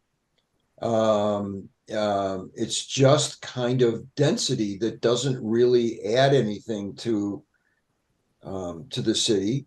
It's difficult to get to. The access to it, as everybody knows, is nigh impossible. And to think that we're gonna, maybe in years to come, there might be a ferry back and forth, but it would have to be pretty robust. I just take issue that it would be a boon to the city. I think I would use more measured language that that it may not be a boon to the city. I can certainly, and could actually detract from the use of Greenberry Point. It certainly. I mean, I think there's so much speculation, but I agree that we don't know what's going to be there, and it could certainly not be a huge impact on the city or a benefit to the city. There's scenarios that, who knows? I think it's in the city's interest to be positioned to get the best result there. I think ultimately something will happen there. I think the point is the city should be more proactive on something like that, even though it's outside the city. So I can adjust the wording to kind of acknowledge that there's a great amount of unknown about what could happen there. And I think you're wording that the city should keep an eye on it, be proactive, and be involved. That's Yeah. enough. Yeah, as a Yes, instead of okay. be a boom. All right, that's enough. I Enough agree with comment. that totally. Enough comment on that. It's just that I don't want somebody to come up later and say, "Oh, well, you said it in your comprehensive plan. that Yeah. Great Yeah. big I boom see. to the city." And meanwhile, okay, enough said. Thank you. No, that makes sense. I hear you. All right. Skip ahead here to this is the content on the form-based code precedent from Kingston, New York that I was talking about. It's actually in the chapter on development regulations where we have some examples of what their actual code looks like. Far different from what we have today. So I'll show that in a second, but none of this is new. We did change these actions. These are the ones related to housing. I tried to wordsmith a little bit the comments that came from you, Alex, at the last meeting about acknowledging. I mean, so it may not be there yet, but we wanted to talk about housing types. I mean, that's you can look at this and in line with the comments you had and see if it does enough. But the idea here is that it's not just about creating below market or subsidized housing. It's really about creating housing types that can accommodate the workforce population, so it's different types of housing, different sizes, different configurations that we're not really doing today. But to get there, to get to a place where a developer has some ability to do something other than a conventional single family house, they either need some incentive to do that or they need a regulation that pushes them in that direction. And it's like we need one of those two things. So that was kind of the intent. But let me know if you don't have to necessarily have the answer today, but if this needs to be, because I did not, I took your comments seriously, and I really want this to kind of not just be about creating below market housing. So Yes. Okay. Yeah, I'll give that some detailed read. yeah. Yes. Workforce. Yeah.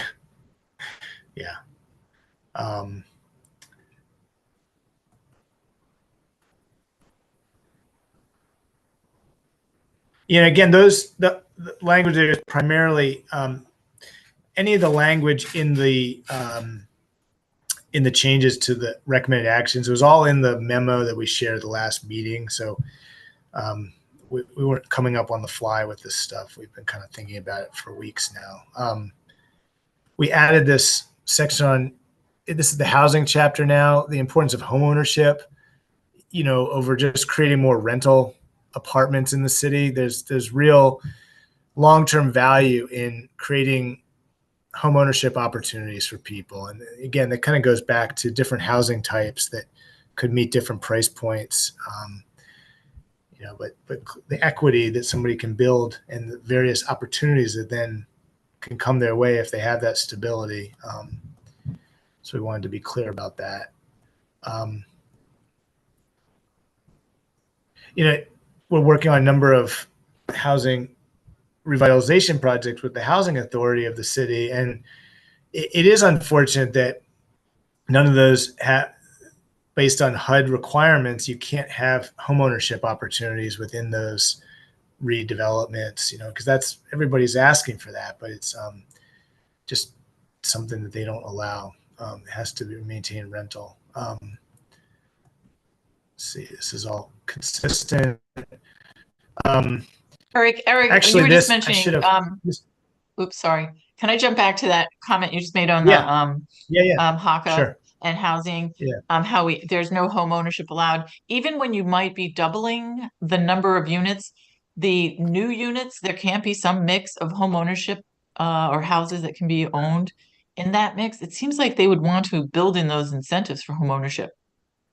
Yeah, it's unfortunate. I think I don't know. I don't really have a good reason why, except that maybe there's a perception that there's a lot of people who who aren't set up to buy buy a house, it's going to like exclude people perhaps. But there's a lot of people who are ready to kind of move into that and don't have enough opportunities to do it within the city. So yeah, it's Isn't pretty Overy unfortunate. Court, Yeah. yeah, I'm trying to figure out, wasn't Overy Court mixed, not only mixed income, but there were some units that were marketed and sold? Not that I'm aware of. I think it's all rental. Adjacent to Overy Court, there are some private development. I think Habitat Humanity had a few projects adjacent to Overy Court that were home ownership opportunities. So that's probably more of the opportunity is adjacent to these redevelopments. But these 2 pages are new. I need to make sure we highlight this chart in pink because this was an effort to. We had some comments about being clear about how much public housing is in the city today, how much is subsidized, what's out there. We did this map to. It's related, but it's also goes the next step, which is to say, where are our multifamily units? Most of our public and subsidized housing are apartments. Some are townhouses, but majority are apartments. And frankly, the majority of our housing that's affordable for a kind of workforce population is not single family houses today. So we wanted to understand where are the apartments, where are the single family homes. And I think this map is intended to kind of show just how limited those options are in the city. But there are clusters of them in certain places for sure. The chart, it started as, it's basically all apartment developments, multifamily properties, and there are some townhouse communities in this mix that either have public housing today, they have some kind of subsidized housing, which often means they accept vouchers from residents to cover their rent. In some cases, like Admiral Farragut, they don't have any today, but they are multifamily property that is kind of market affordable. So, but today we have a little over 2,000 units in the city that are considered subsidized. I mean, it's still a fraction of all the dwelling units in the city, but it's substantial for the size of the city that we have. But most of these units, and I think we need to maybe clarify this more, most of these units are only for populations that earn 60% or less of the area median income for their household. We talk about workforce population, teachers, firefighters, police, those are kind of the common professions we are referenced. I mean, that's a income that's between 80% and 100% of the area median income. I think the state goes from 60% to 120%. So it's a bigger range, and you get into that middle income population, and that's where we really have very few opportunities today. So, and that's why we're putting so much emphasis on that workforce population, because we do, as my colleague Teresa Wellman, who handles a lot of our community development work in the city, she's also always reminding me that we do have per capita, we have a lot of housing for the lowest income population in the city, but it's that middle income that's really being kind of left out at this point. So just try to explain that a little better, but gonna keep going through until we get some. We added this section in housing, and we have a little bit about it in the environmental sustainability chapter. We had a fair amount of comments about like, how can we advance our green building practices? And it seemed like including something in housing, given that the majority of the buildings in the city are residential, our current green building standards in our city code were created in 2008, but were adopted in 2008, but they really haven't changed a whole lot since then. So it seems like an opportunity to revisit them. We found this example, which is interesting, at the Smithsonian's campus in Edgewater, or south of Edgewater, they've done these visitor cottages for their kind of visiting scientists, and scholars, and they had a standard in place to sort of build these highly sustainable homes, and it seemed like a good precedent for the city, something to look at. So we wanted to highlight this. It's happening near Annapolis, and kind of reflects the character of homes that we are also trying to get in the city. So it's just a good precedent. But today, you have to be over 3,250 square feet, a single family home, for the green building standards to apply. I think given advances in technology and price points of energy efficiency and water efficiency, I think we should be applying the green building standard to all dwelling units. That was something that we heard comments about. And so this gets into that. These housing recommendations were reworked to be consistent with the ones that I showed you in the land use chapter.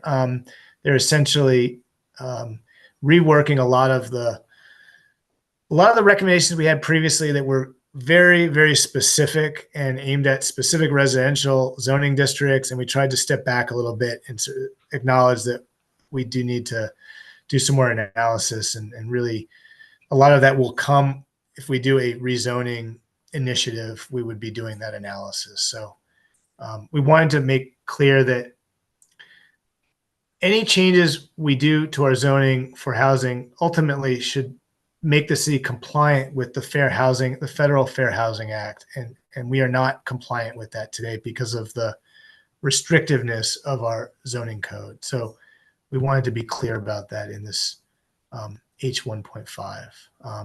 And that was actually a request from the State Department of Planning.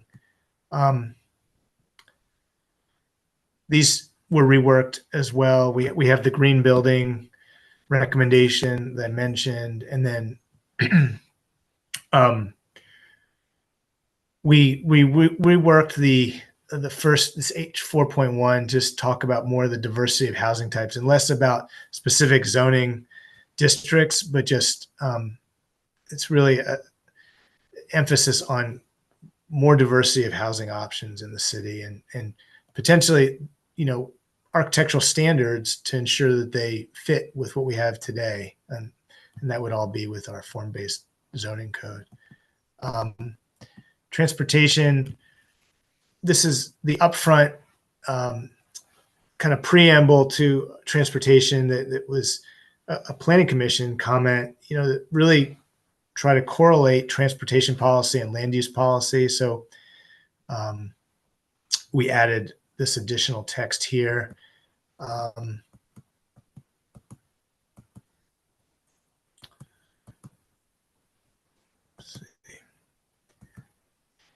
lot of the maps are much sharper. I credit Casey Ortiz, my colleague who's on the call.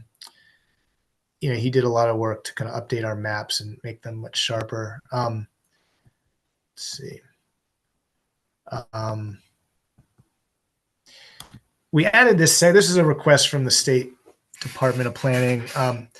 Although we are a long way off from having, don't quote me on that, but I think Annapolis is not going to be one of the first places to welcome connected autonomous vehicles. But there's a lot of work happening in other places at the state level. They are trying to do their due diligence to see how this type of technology would be introduced in the state. And they asked us to at least acknowledge that it's happening, and what the process would be for it to be introduced into Annapolis. And so we do that in this section. We did take out some of the language that was in the memo at the last meeting about sort of, what this technology would really impact, because I think that the comments were correct, that there is quite a lot of missing information at this point, but there's a lot of research happening at the same time. So we just want, more than anything, we just wanted to be clear about this work happening, and we're going to have to follow it.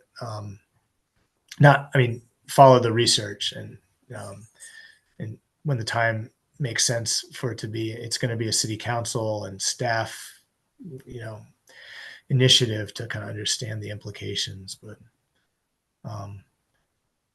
things are changing very quickly. Yeah, I think this language is much more neutral. Yeah. Thank you. Good to hear. None of this changed. We added one new. This was a pickup that came from the state's comments. We had talked about the importance of Annapolis being involved on the Bay Bridge expansion, which we are. We did not have an action technically in here about that, so we added that to this goal about expanding partnerships with key public and private stakeholders.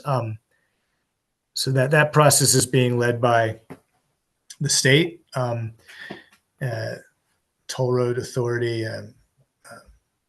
MDOT, and we're gonna stay involved and make sure we understand how it can best benefit the city. Community facilities. This was a very confusing map. You may not even remember what was here before. We had this equity map that had all sorts of lines and nobody really understood it. This map comes from the Trust for Public Land, a national conservation group that has really led the nation in developing these maps around park equity. A lot of it is based on a 10-minute walk radius. And they've done these maps for every city of a certain size across the country. And it's really remarkable what they provide. So we wanted to lean on, they're almost doing this better than we could. We replaced our map with their map, and it highlights priorities for park access, expansion, based on equity, and where the gaps exist today. And I think it's pretty accurate as far as Annapolis goes. Once you get out of Annapolis, some of the peninsula stuff is maybe not something we're going to focus on, but certainly the areas within Annapolis, you can see this area along Spa Creek where Hawkins Cove and Wells Cove are. You can see the stuff along Back Creek where the SPCA, and so there's a lot of opportunities here. And then Weems Creek. We've done our own analysis on public water access specifically, and this comes directly from our public water access plan that is still happening. I think we're going to have a draft in the spring. We had the project got delayed for another round of funding, and it just kicked back up 2 months ago. So we peppered the plan with a lot of what's come out of that process. So there's 6 pages on public water, actually 8 pages, including this plan for College Creek. This is all consistent with the last draft. This is an important section on park and trail maintenance and the importance of planning for that, making sure that we can pay for it, making sure we have staff that are more qualified to do this kind of work, so we don't necessarily have to lean on outside consultants for everything. We're increasingly going to have needs that are going to be costly, and in terms of maintenance of parks and trails. And so this gets into that. We just identify a few of the areas of maintenance that are not really being handled by city staff today. This section on educational facilities also got a pretty extensive reworking. We had some very pointed comments from the city's education commission. They pointed out that showing a quarter-mile walk radius around our schools was really kind of meaningless for a lot of families. And we didn't really have an easy way of, we did do the research and looked at the radius that is appropriate for each of the school, but depending on its elementary, middle, high school. we put that information in the text. We also acknowledge that there's more on mobility that could be done beyond simply fixing the sidewalks and adding and improve bike connectivity, but the transit system could be working better to serve the school system, particularly Annapolis High School, where, this map we may need to improve on a little bit, but the intent with this map is to show there's kind of a unique cluster of public schools. Most are county public facilities that serve city residents. Today, we have no public transit that goes there from the city. We have this yellow bus line that the county operates, but it really only touches the edge of the city. You have city bus lines that come down Forest Drive. You can see right here. They turn on Riva Road to go to the mall. We don't go to Annapolis High School, nor do we go to the Park and Ride or the Farmers Market, the Board of Ed, the swim center. Sort of goes on and on. I think we could be doing a better job of connecting people to these services. And it kind of started with understanding the needs of Annapolis High School. We have a big section here on school capacity. That was another sensitive topic we were not addressing as well as we could have. And we heard it loud and clear from the Education Commission. So we put in more information about how school capacity will be, overcrowding will be addressed in the future, and how the city is involved in that.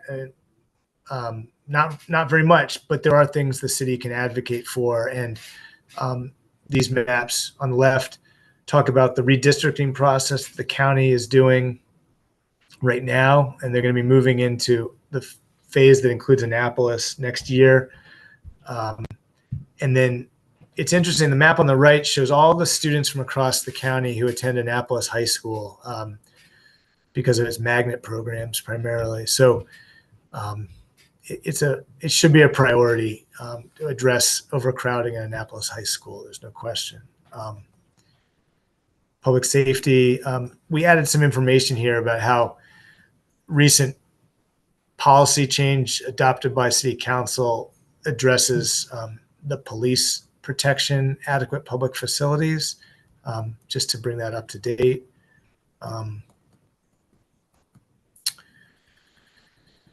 We added this, or maybe we tweaked this recommended action related to access to Annapolis High School and Anne Arundel County services, transit access.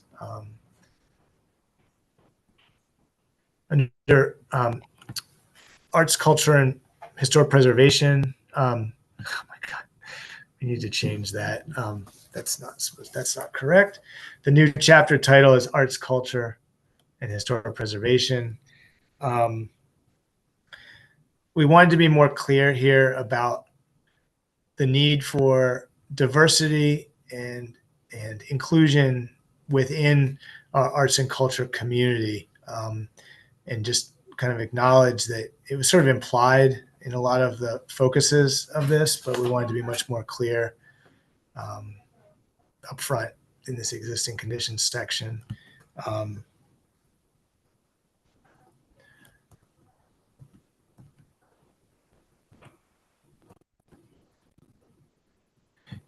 And this recommended action, we clarified, it's about the need for a campus master plan for the area that includes Maryland Hall, Bates Middle School, the athletic complex. Basically, there's a number of institutions that join, and there's really not a plan for how all of that open area is utilized, how it could be better utilized, opportunities for programming. It's really not about developing that area. It will stay open space, but we wanted to clarify. People saw that recommendation and they thought it was about redeveloping the area. It's not about that. It's about outdoor uses. You also have the Chesapeake Children's Museum across Spa Creek. That's another large site that adjoins this area. So it's kind of a unique cultural cluster.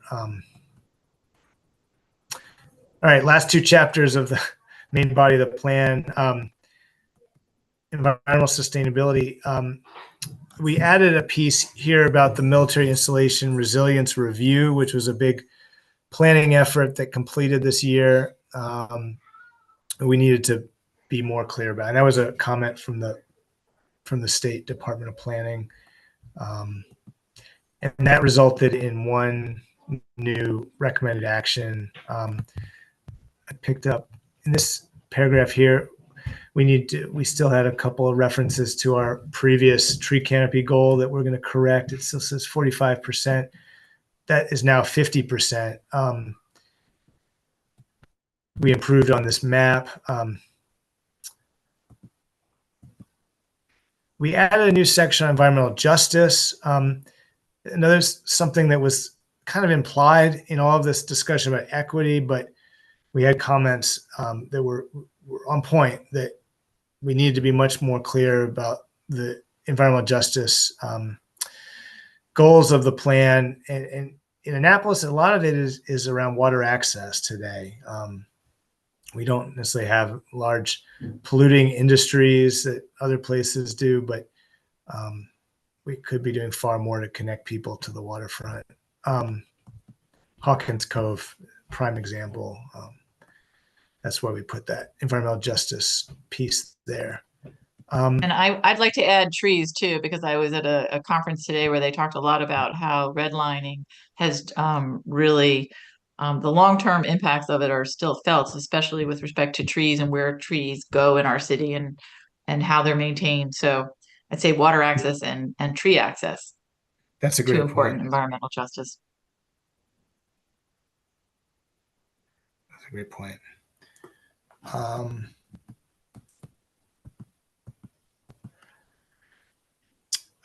This was the recommended action related to that military installation resilience review plan, and it's pretty specific.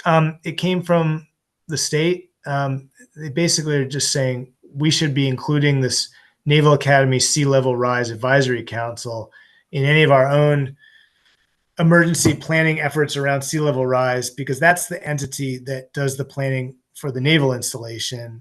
And so we should be coordinating with them. They're the ones who are following sea level rise projections as they impact the Navy's interests here in Annapolis. And so we should be working with them. This is the same green building recommended action that you saw in the housing chapter. It's here under the carbon footprint goal. So it's where a lot of our CO2 emissions come from, energy use in our buildings. So water resources. The main changes here were the state was asking for more information about projections on water use and wastewater needs. And so we had that information. It was actually in a county master plan that was issued in 2022, and our city staff had contributed to that. So we pulled, this is a chart on drinking water projections that shows us well within the amount of drinking water we have been allotted. And it's pretty technical, but we explain, and I have to fill in some more here, but this is the same type of chart for wastewater projections, and goes through 2050, which was the county's master plan projection. But I have to fill in more on this page, but that was the extent of that.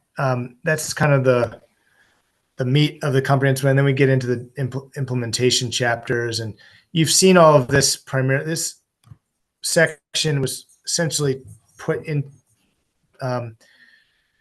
almost identically into the executive summary. So a lot of your comments on that would apply here.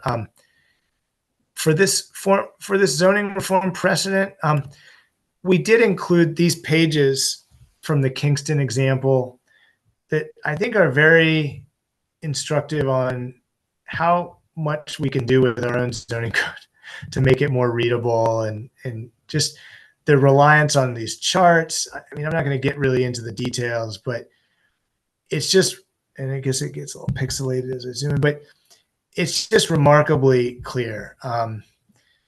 We look at this one zoning district that's called T3 neighborhood. It's just one of the neighborhood zones that they have. And, I mean, they have diagrams that explain setbacks and what's allowed to happen within the setback. And they talk about building. They talk about a lot of stuff that we already talked about, but they get into a little bit more specifics, and they're a little bit more flexible, I would say, and some common sense things about, with setbacks, for example, that in a lot of cases there should be some flexibility on how far, there may need to be a minimum setback, but does it need to be 25 feet from the street? They have what they call a build to zone. Anyhow, gets into a lot of detail, but I think there's a lot of sensible stuff in here that seems to be aimed at maintaining a lot of the same character that we have in Annapolis. And they have building types in their zoning that are kinds of things they would like to see, the types of buildings that they want. And they have guidelines for what should define those types of buildings. So duplexes are one example, detached houses, another. And then where they have row houses, cottage court type of development. We get questions about these types of developments. They're not easily done in Annapolis. But believe it or not, people have the land. They want to do more of these, and our zoning code doesn't really allow it. So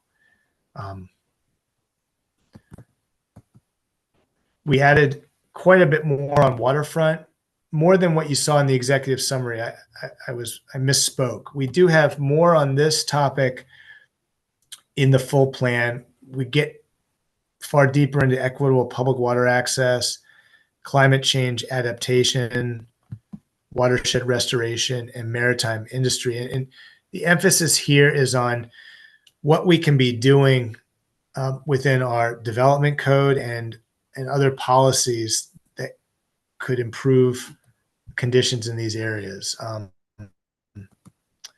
And then the adequate public facilities is pretty much exactly as it seems, as it showed up in the executive summary. Only thing we changed with areas of critical state concern.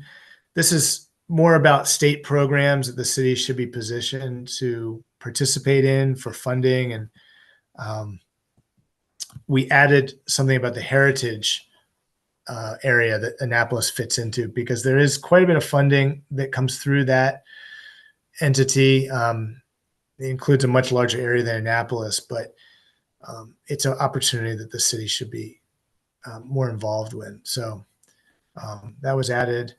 And then again, before the recommended action matrix, we added these two sections on funding and monitoring. And that's it.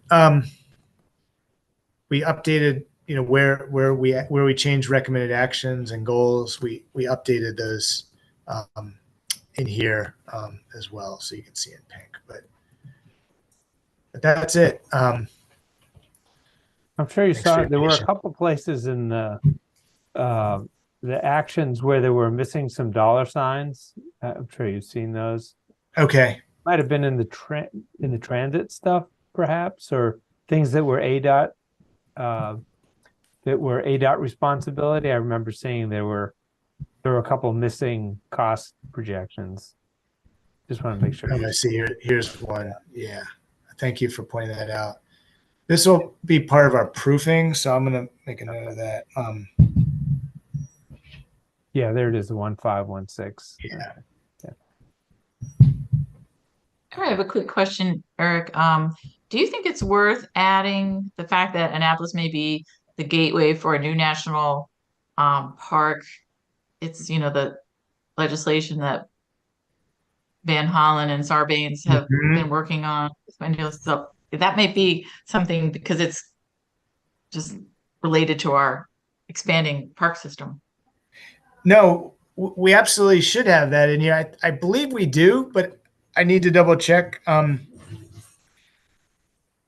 Sometimes I feel like I know where everything is in this plan, but it should be in the community facilities chapter. That's really where I think it probably makes the most sense. I don't want to go back and exactly find, but I'm making a note here because we absolutely should have that. I mean, it's in Congress right now. Mhm. I don't know when it's coming up for a vote, but there's a lot of planning already happening around that. I mean, I just heard today that, Annapolis is going to be officially one of the 6 gateway communities that they're going to have for Yep. that. So Pretty it's not cool. a surprise, but yeah. So we absolutely need to have a mention of that.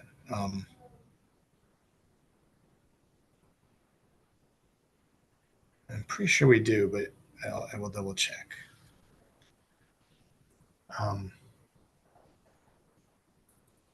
Yeah, well, is that sort Yeah. of what you had wanted to That's what I wanted to share. Just kind of read that again. We're going to be going through a proofing process over the coming week and aim to have essentially resend these same documents to you at the end of next week, post them on the website so other folks can look at them and make sure you have them for the holiday season. You'll have a lot of time on your hands.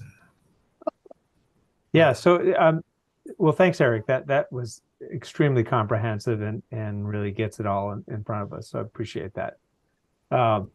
So just being a little cognizant of the time, because I know we have the other introduction of the Forest Conservation Act changes.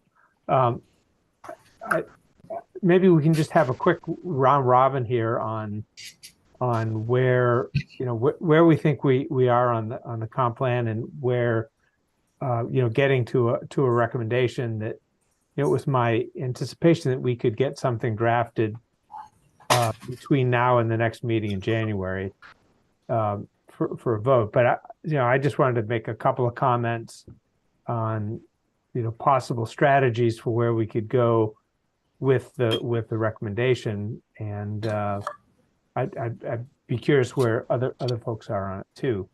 But I guess we don't really have a huge amount of time to get into a lot of debate over the sort of pluses and minuses of the plan at this point. I think we could get into more of the the details as we start to write and draft a recommendation. But in general, my thought on where to go for a recommendation here is that one of the hallmarks of this plan process is that we've been involved back when Sally was here. We've been involved from day one in the development of this plan, and so I think it's I went back and looked at all of the meetings that we've had, the briefings, the chances we've had to provide, ask questions, provide feedback, ask for changes, even before the thing was drafted, just based on, we started way back with the BAE urban economics thing back in 2019. So, ultimately we've had a lot of chances to give feedback and, alter the path, both sort of strategically and tactically on this document. And I think, what Eric showed us today was evidence of that. Of we even had very specific things we'd like changed, and those were changed. And so, ultimately, where I am on this document is that, we've, rather than just delegating it to staff to go do our plan, because technically, planning commissions are responsible for producing comprehensive plans, but we delegate that to staff. It's not like we ask them to create a plan. They brought us back a plan 3 years later that we had never seen, and we have to like go through it with a fine tooth comb and a recommendation. I think we've sort of done that piecemeal over the last number of years. So kind of where I am on this is, more or less, I'm really on board with the plan. I think that especially the changes that were shown to us today with respect to the action plan and all the detailed changes in the main plan, really answer all of the all of the things that I had to say over time on that. So my thought is, we'll get to curious other people's feelings on this. Is that we could highlight the thrusts of the plan and major things we like about it or perhaps don't like about it, or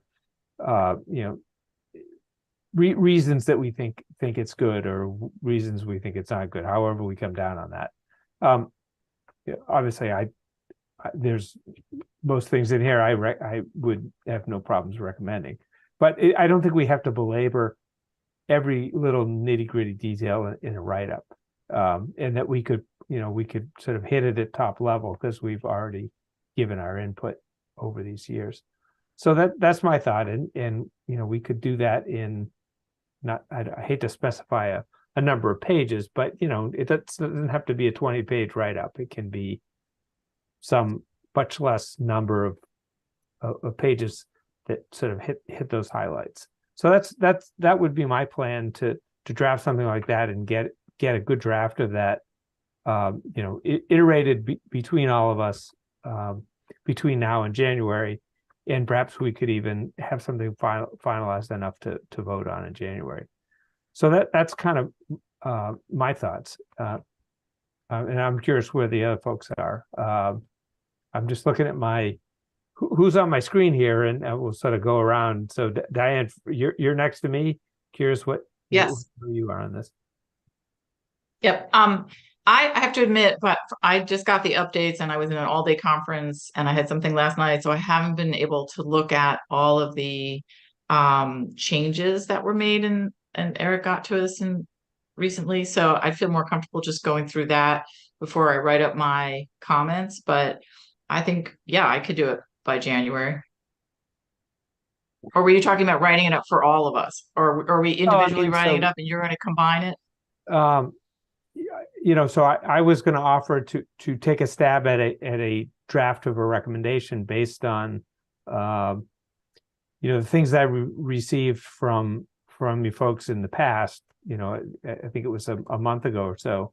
We all did some authoring of thoughts and details, and using that in the sort of framework that I just talked about, I could come up with a draft that we could then iterate amongst ourselves, over the next month. So anyway, Bob, you're next around the horn here. If I were Alex Pline and had just volunteered to put all this together, I would want to know from each of those commissioners what it is that strikes them as the most important points that they get out of this entire document. Maybe the most important 2 points, or even the most important 3 points. And that if you could just say, well, this is what I'm getting out of this document, and this is what I think is good or bad, and then passed along just as a note, as a memo, as a couple of paragraphs to Mr. Pline, then he's got something to go on. And then he can get something to us, to get something out by prior to January. It can be, we can get a chance to review it, but otherwise nothing gets done, and doesn't get done until January. So, that's the sort of thing that could help to sort of put together a sense of the Planning Commission and how it's taken what it sees. Yeah. And I would be more than happy to do that. It's doable, and it would really help the person who's doing the synthesizing. Yeah, I that's much more eloquently put than I bumbled through. So I think that's exactly right. You know, pick out the top three things that you really want to emphasize about this plan, put together some language about them, and then pass that on to me.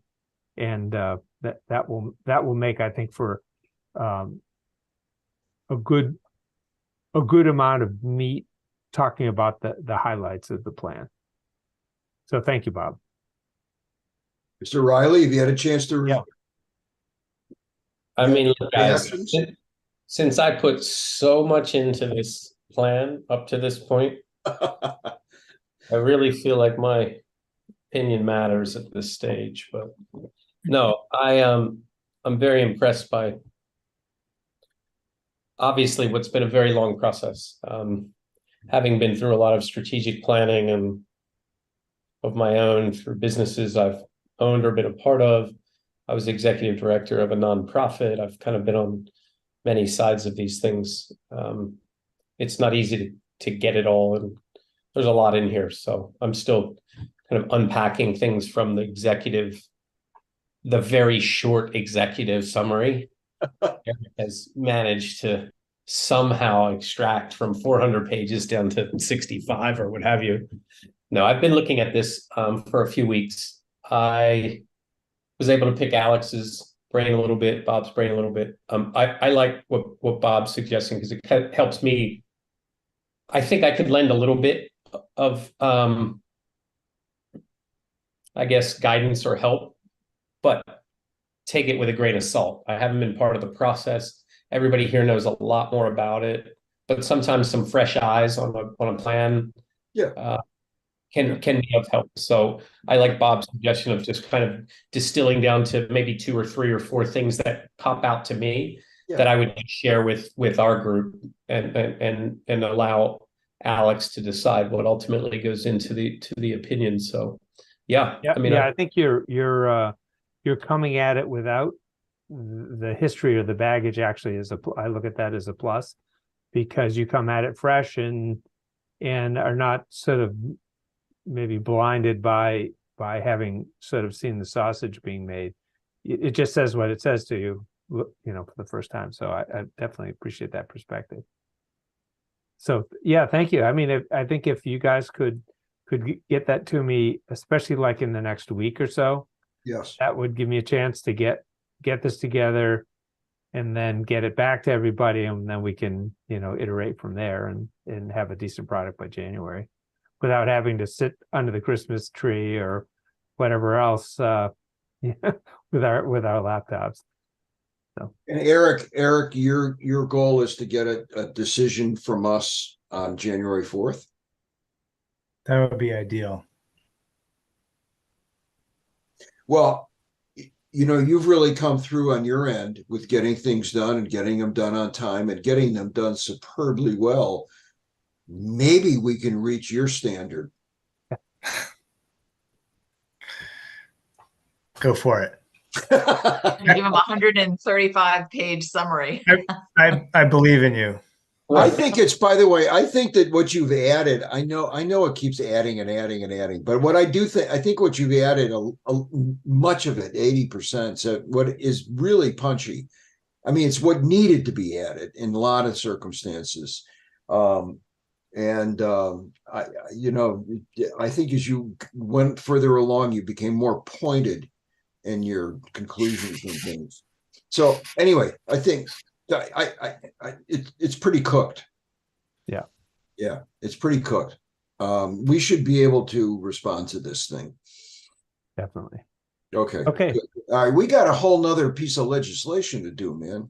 Yeah. So thanks taking up 2.5 hours of our I know time. Casey has been sitting quietly in the background, but I want to also just thank him for all the work that's gone into this too.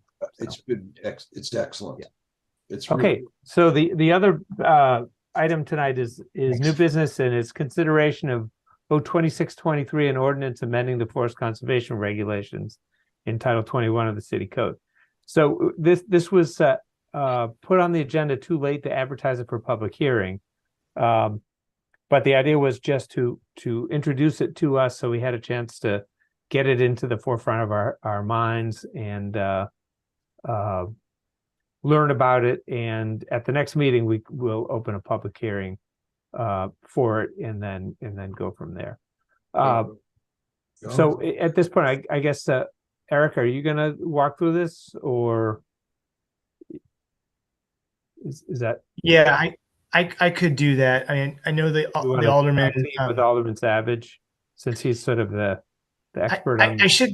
I should defer to Alderman Savage if he's available, since he's the sponsor of the legislation. And I clearly missed a few things in the staff report. But I mean, staff support the legislation, felt it makes sense. It's closing a loophole, as the alderman says. So I just want to pass it off to him, I think. Yeah, and I have that. And if you'd like, Rob, I can display that if that's something you'd like me to do. I will let you know. Thank you. And thanks for giving me some time today. I just wanted to start off because I did listen to some of the last section just related to this. I just want to say to Mr. Chair and to everybody, we do care what the Planning Commission thinks. And I do feel safe speaking on behalf of the council with this. We may not always listen to our boards and commissions, but we don't even listen to ourselves or the mayor. So, but we certainly do care and take it into consideration your recommendations and judgment, because you're really able to take a deeper dive on these zoning issues than we are, frankly. And we have to focus on a lot of other priorities and competing priorities. So for that, I do want to just thank all of you for being able to commit your time to the commission. As far as legislation, I just thought I'd start, if it's okay, Mr. Chair, just with because I know you have some new members, with a brief overview of the Forest Conservation Act. Yeah, I think that's great, because this is probably one of the most one of the very critical pieces of legislation and pieces of the code that we have, especially forest conservation variances, are things that are in our jurisdiction that are very important. So definitely, the more we can learn about this, the better. Yeah, and just real quick, I should also want to thank Mr. Lashinsky for your staff report. There was just one correction I wanted to make to it, which I emailed out. But believe me, this law it's a very confusing piece of code, especially for those of us who work in it. I still see things that need to get changed and fixed, and that's why we end up revisiting it. Seems like every few years. But as far as a quick background, so the Forest Conservation Act is a state act that was passed, I think around 92 or so, and it had a requirement that local jurisdictions had to adopt the equivalent, the local versions of the Forest Conservation Act. And so what triggers the Forest Conservation Act is basically a development that's over an acre in size. It's listed as 40,000 square feet. So anything over that has to comply. And the basic intention of it is that we're supposed to be replacing the forest that gets removed. And something we did a few years back was to really make it a no net loss piece of code, where, because previously the way the state's legislation was written is it was leading to a net loss of forest, and it wasn't really working. So just to describe a little bit of some of the parts of the Forest Conservation Act, what it typically starts with is a forest stand delineation, and that is where the developer hires an environmental consultant to go look at the forest they want to develop and assesses the forest health and identifies priority forest, healthy forest, wetlands, things that might need to get protected during the development process. And that could include large trees called specimen trees, which are over 30 inches. So that forest stand delineation is reviewed by staff. And that happens the very first step of the process, because that's supposed to influence what happens on the development site.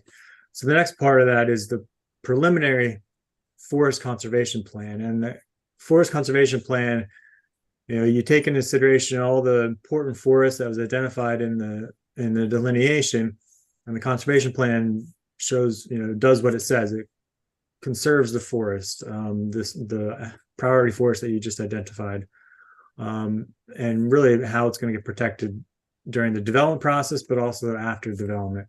It can get into forest management requirements. Anything protected by under the Forest Conservation Act has to get placed under a perpetual forest conservation easement, and that is a state requirement. So after the preliminary forest conservation plan, it goes into the final forest conservation plan. And just to explain a little bit about timing. So again, the forest delineation goes in at the beginning of the process. And then the preliminary forest conservation plan is kind of intended for the planning commission and that site design stage of the process, of the review process. And the final forest conservation plan is really intended for review of the grading permit. So when they're really looking to clear the trees and move the dirt around the site. So that's basically my Forest Conservation Act in a nutshell. So are there any questions on that before I move into the meat of the legislation? Okay. So the legislation itself, what initiated this, frankly, was a few years back we had what I mentioned was called the zombie permit, which was labeled by the newspaper, and those older projects that were 10, 20 years old in some cases that managed to just keep getting renewed or extended or told. And when I was reading through the code, I noticed that there was a provision there that actually, so if you look at the legislation, and Alex, feel free to put it up on the screen if that'd be helpful to the commissioners. But on the legislation on page 3, well, actually, first off of all, at the top, you'll see on the first page, you'll see it says this chapter. Oh, sorry, I just lost my view. All right, so it says this chapter does not apply to, and then it lists a whole number of exemptions. So exemptions are often agricultural or utility clearing, that kind of thing. They have a whole number of exemptions. So those are all things that are exempted from the entire Forest Conservation Act. So listed on there on page 3, number 13 is planned developments that are approved prior to the effective date of the chapter, which was 2016. Again, we're almost 10 years past this, and I think it's thought it'd be a good time to remove it. As Mr. Lashinsky mentioned, I think there's one project that might trigger this if they have to go in for a major site design. But otherwise, I don't think there are any other projects in the city.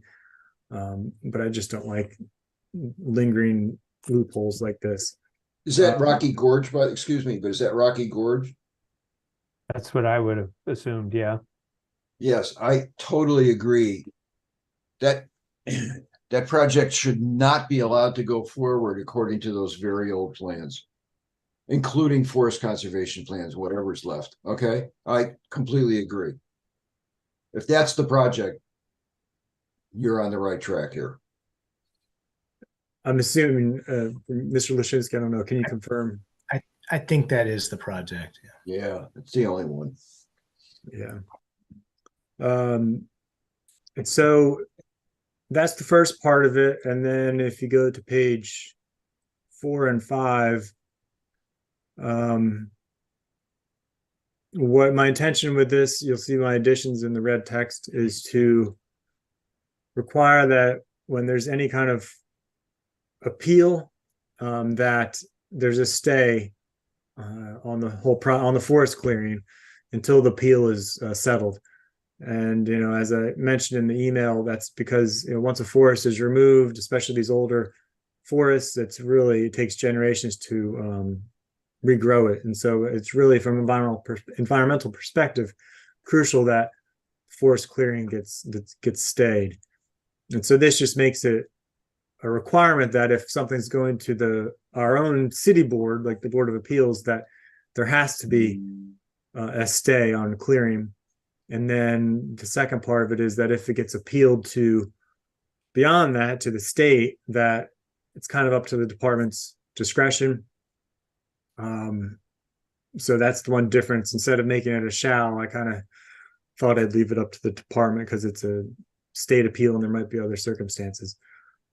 So that's it. Although I'll fully admit, while I was waiting, I kind of completely rewrote the legislation in light of a number of questions that were asked of me. So I'm going to take, if you have any initial comments or questions, I'll take those back and see, perhaps in the meantime, if there are any other changes, and I'll see if I can get you answers or even amendments by your next meeting.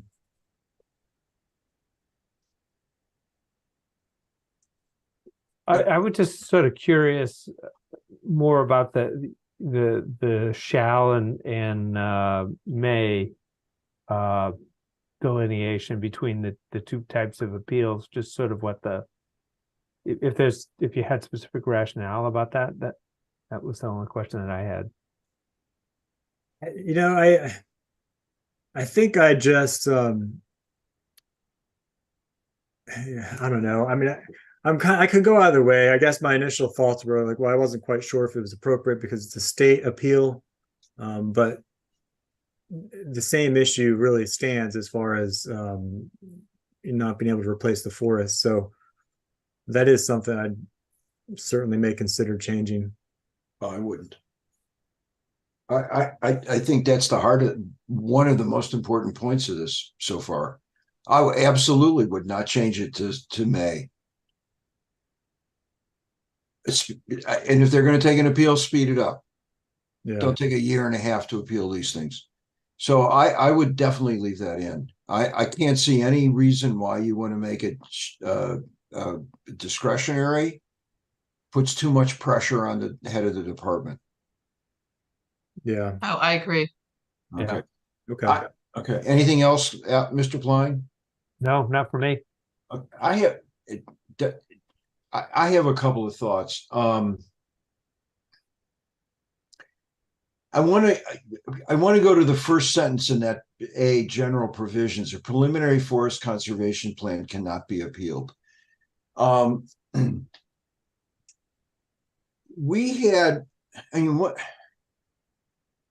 As a result of the Providence Point litigation, several of us had the opportunity to go really much deeper into the Forest Conservation Act than I'd ever gone.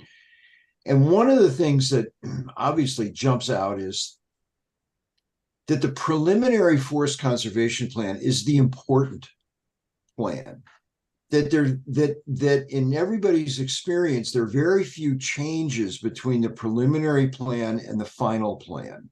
The reviewing agencies are not interested. They're not really looking at what the thrust and spirit of the Forest Conservation Act is. They're looking at like other different kinds of things.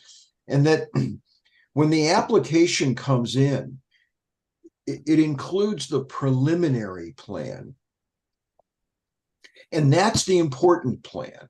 And if at that point the decision-making agency approves the application, it includes the preliminary plan, okay?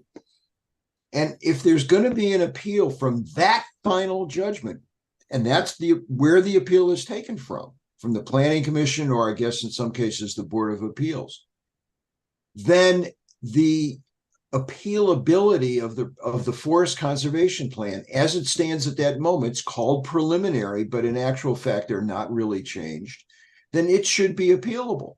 That's one of the things that really jumped out at me as part of the Providence Point thing. That's the time to clarify what's going on in that forest conservation plan. Okay, that's point number one. So I think that should be reversed 180 degrees. The second thing that struck me is I am completely unclear as to what kinds of things go before the Board of Appeals, what kinds of applications, which might include a forest conservation plan, go before the Board of Appeals. Maybe when you answer, my series of questions here, you can explain that to me. I have no idea. I do think that it's an absolutely excellent idea. First class idea to strip this from the Building Board of Appeals and at least put it before the Board of Appeals for applications which are going to the Board of Appeals. But applications which have come before the Planning Commission, okay, they're the ones who should appeals. I'm not clear here what the process is. Okay. What is appealed to the Board of Appeals, even if this legislation passes? What's appealed? The final conservation plan? Why would it go to the Board of Appeals, which hasn't even looked at an application that went before the Planning Commission, sometimes very complicated, large projects? So I guess the confusion is right there. And that what needs to be clarified is that any applications that go the Planning Commission route are appealed to the Circuit Court of Appeals, and it should include the preliminary forest conservation plan. Any applications which went before the Board of Appeals, I guess, also get appealed to the Circuit Court. Why would anything, if we made a decision on any kind of a preliminary or final forest plan, why would it be appealed to the Board of Appeals? It should be appealed as part of the package that goes for judicial review to the Circuit Court. Okay, I think I've said enough on that. Then an additional thing, as long as you're looking at the Forest Conservation Act, maybe the time for clarifying what we discovered is a pretty serious confusion inside the act. Now may be the time to clarify it. Help me out also, Alex and Diane, because you were there and heard, well, Alex and I at least heard this part of the arguments before the Circuit Court. And it has to do with the question that the court posed, which was, who the hell makes the decision on contiguous or what's the word, Mr. Savage, contiguous or prime forest? What's it called? Priority forest. Priority forest. Yes. Hey, Bob, can I interrupt for 1 minute? I Sure. feel like maybe we should ask Lisa Bell if we should even be discussing this in that particular case, because it's on appeal, and I'm just wondering if we can get the okay to discuss it at this level. Well, I think that's- publicly. okay. Let me just say what I want to say, and then you can decide whether it somehow impinges on things. Remember, the briefs are in, the arguments are made, the court's going to make a decision. And all I'm doing is kind of reflecting upon what our experience was. And our experience was that there was a confusion, and by God, that showed up as the third issue before the court, which is, And I don't necessarily think the judge is going to look at this YouTube video and make a decision based on what he hears. But there's a potential danger that talking about a specific case might not be good. Anyway, I just want to throw that out. all right, well, let's not talk about the specific case, and let's not talk about that. Okay, I don't know how to deal with this, because this is the opportunity to clarify what ended up being a point of contention between the parties. And this should be an opportunity to clarify that. Okay?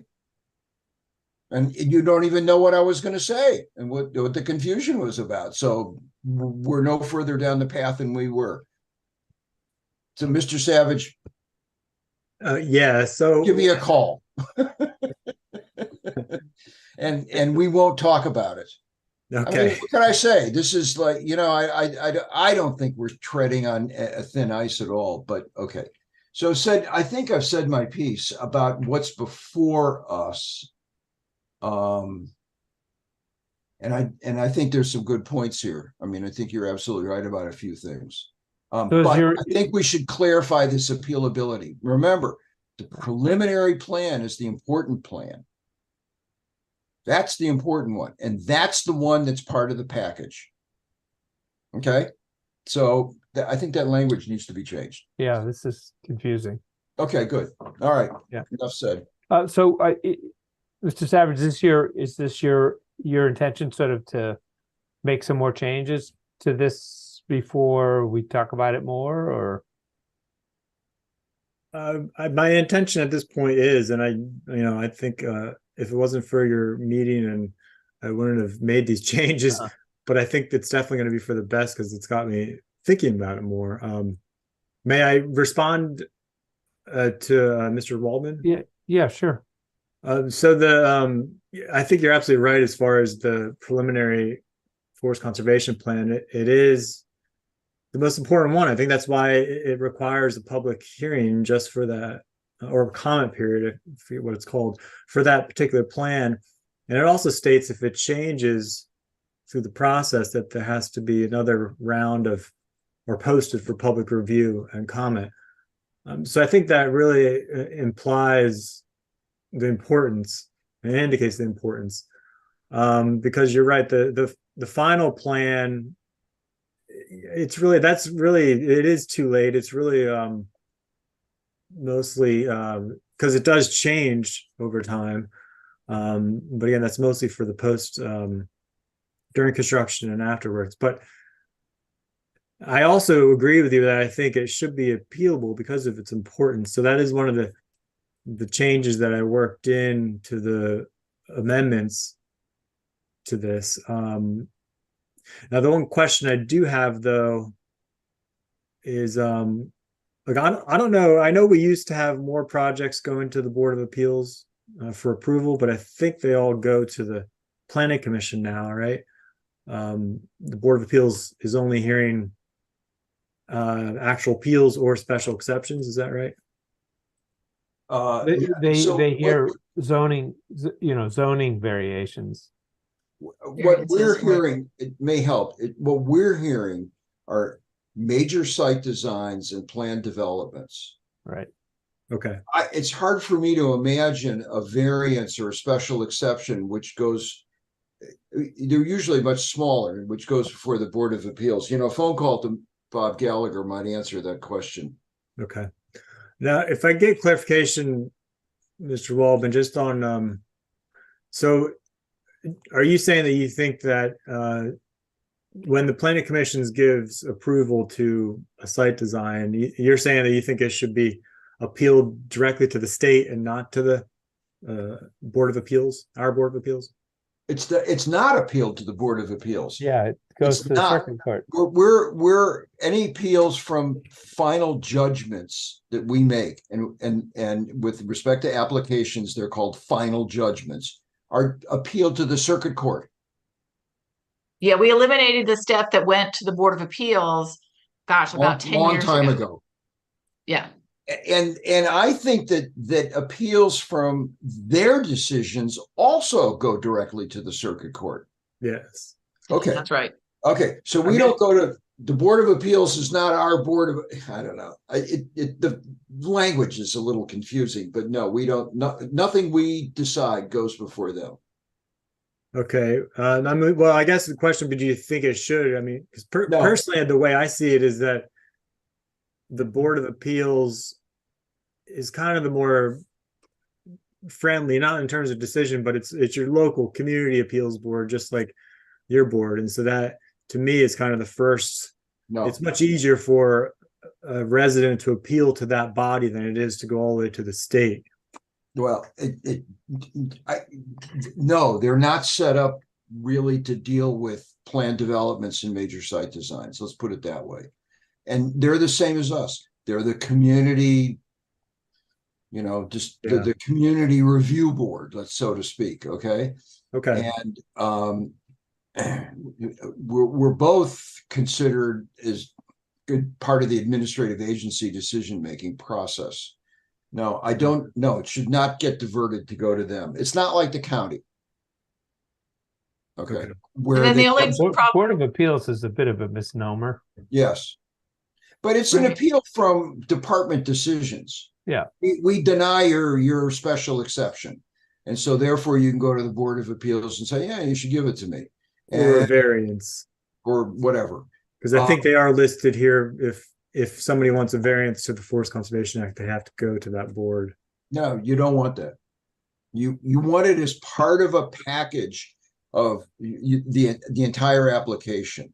And they may appeal only the soundness of the Forest Conservation Plan. Okay, I mean, they may not appeal where the traffic or access or color of bricks, but it's part of it's part of our final judgment on the entire application. Right. Which the preliminary plan is a part of the application, not the final plan, the Yeah. preliminary plan. And Yeah, that's it's a the only little bit- problem I see is Yeah. when the preliminary forest conservation plan gets appealed to the circuit court. A circuit court judge will say that it's got to be a final determination, not a preliminary determination. And that's how it's That's just a a good sticky point. issue. We might be able to call it something else, but if it's preliminary, I think we've already seen it in a couple of cases where the court said, well, come back when it's final. Well, except I hate to use the words Providence Point here, but except that's what happened. They haven't gotten grading permits and all of that. They appealed our final judgment, and that included decisions on the Forest Conservation Plan. But Preliminary. not, Yeah, I mean, that so maybe what you're saying is if we roll it up and call it our final determination, even though the decision on the forest conservation plan was a preliminary forest conservation plan, that should allow the circuit court to be able to review it and make it a separate determination. Because like you said, you could take the forest conservation plan and separate it out from the whole site design plan and just go ask the circuit court to review that. And I think in that case, every circuit court judge is going to say, come back when it's final. Okay, but it's final when we approve it. Yeah, because I So mean, that's- it's listed as preliminary. That's what the state calls it. I know it's a misnomer. It So is. Diane, in answer to your question, the municipality is able to determine several rules of procedure in terms of appealability and who's a party and so forth. And so if the municipality in their code says you can appeal the final judgment of the planning commission, which includes the preliminary forest plan, then the circuit court has jurisdiction.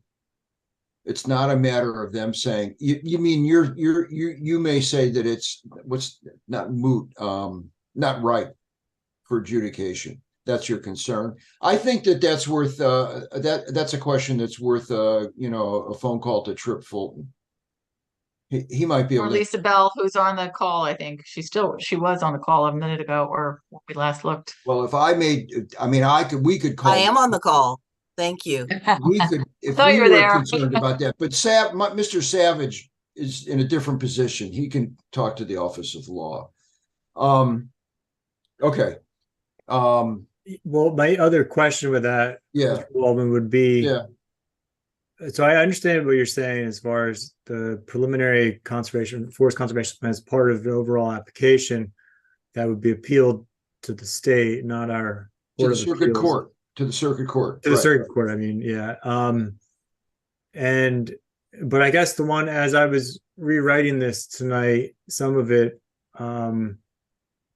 I was contemplating, I did rewrite a potential appeal for the forest stand delineation, but that would be more of an appeal of, at that stage, an appeal of the director's decision to appeal.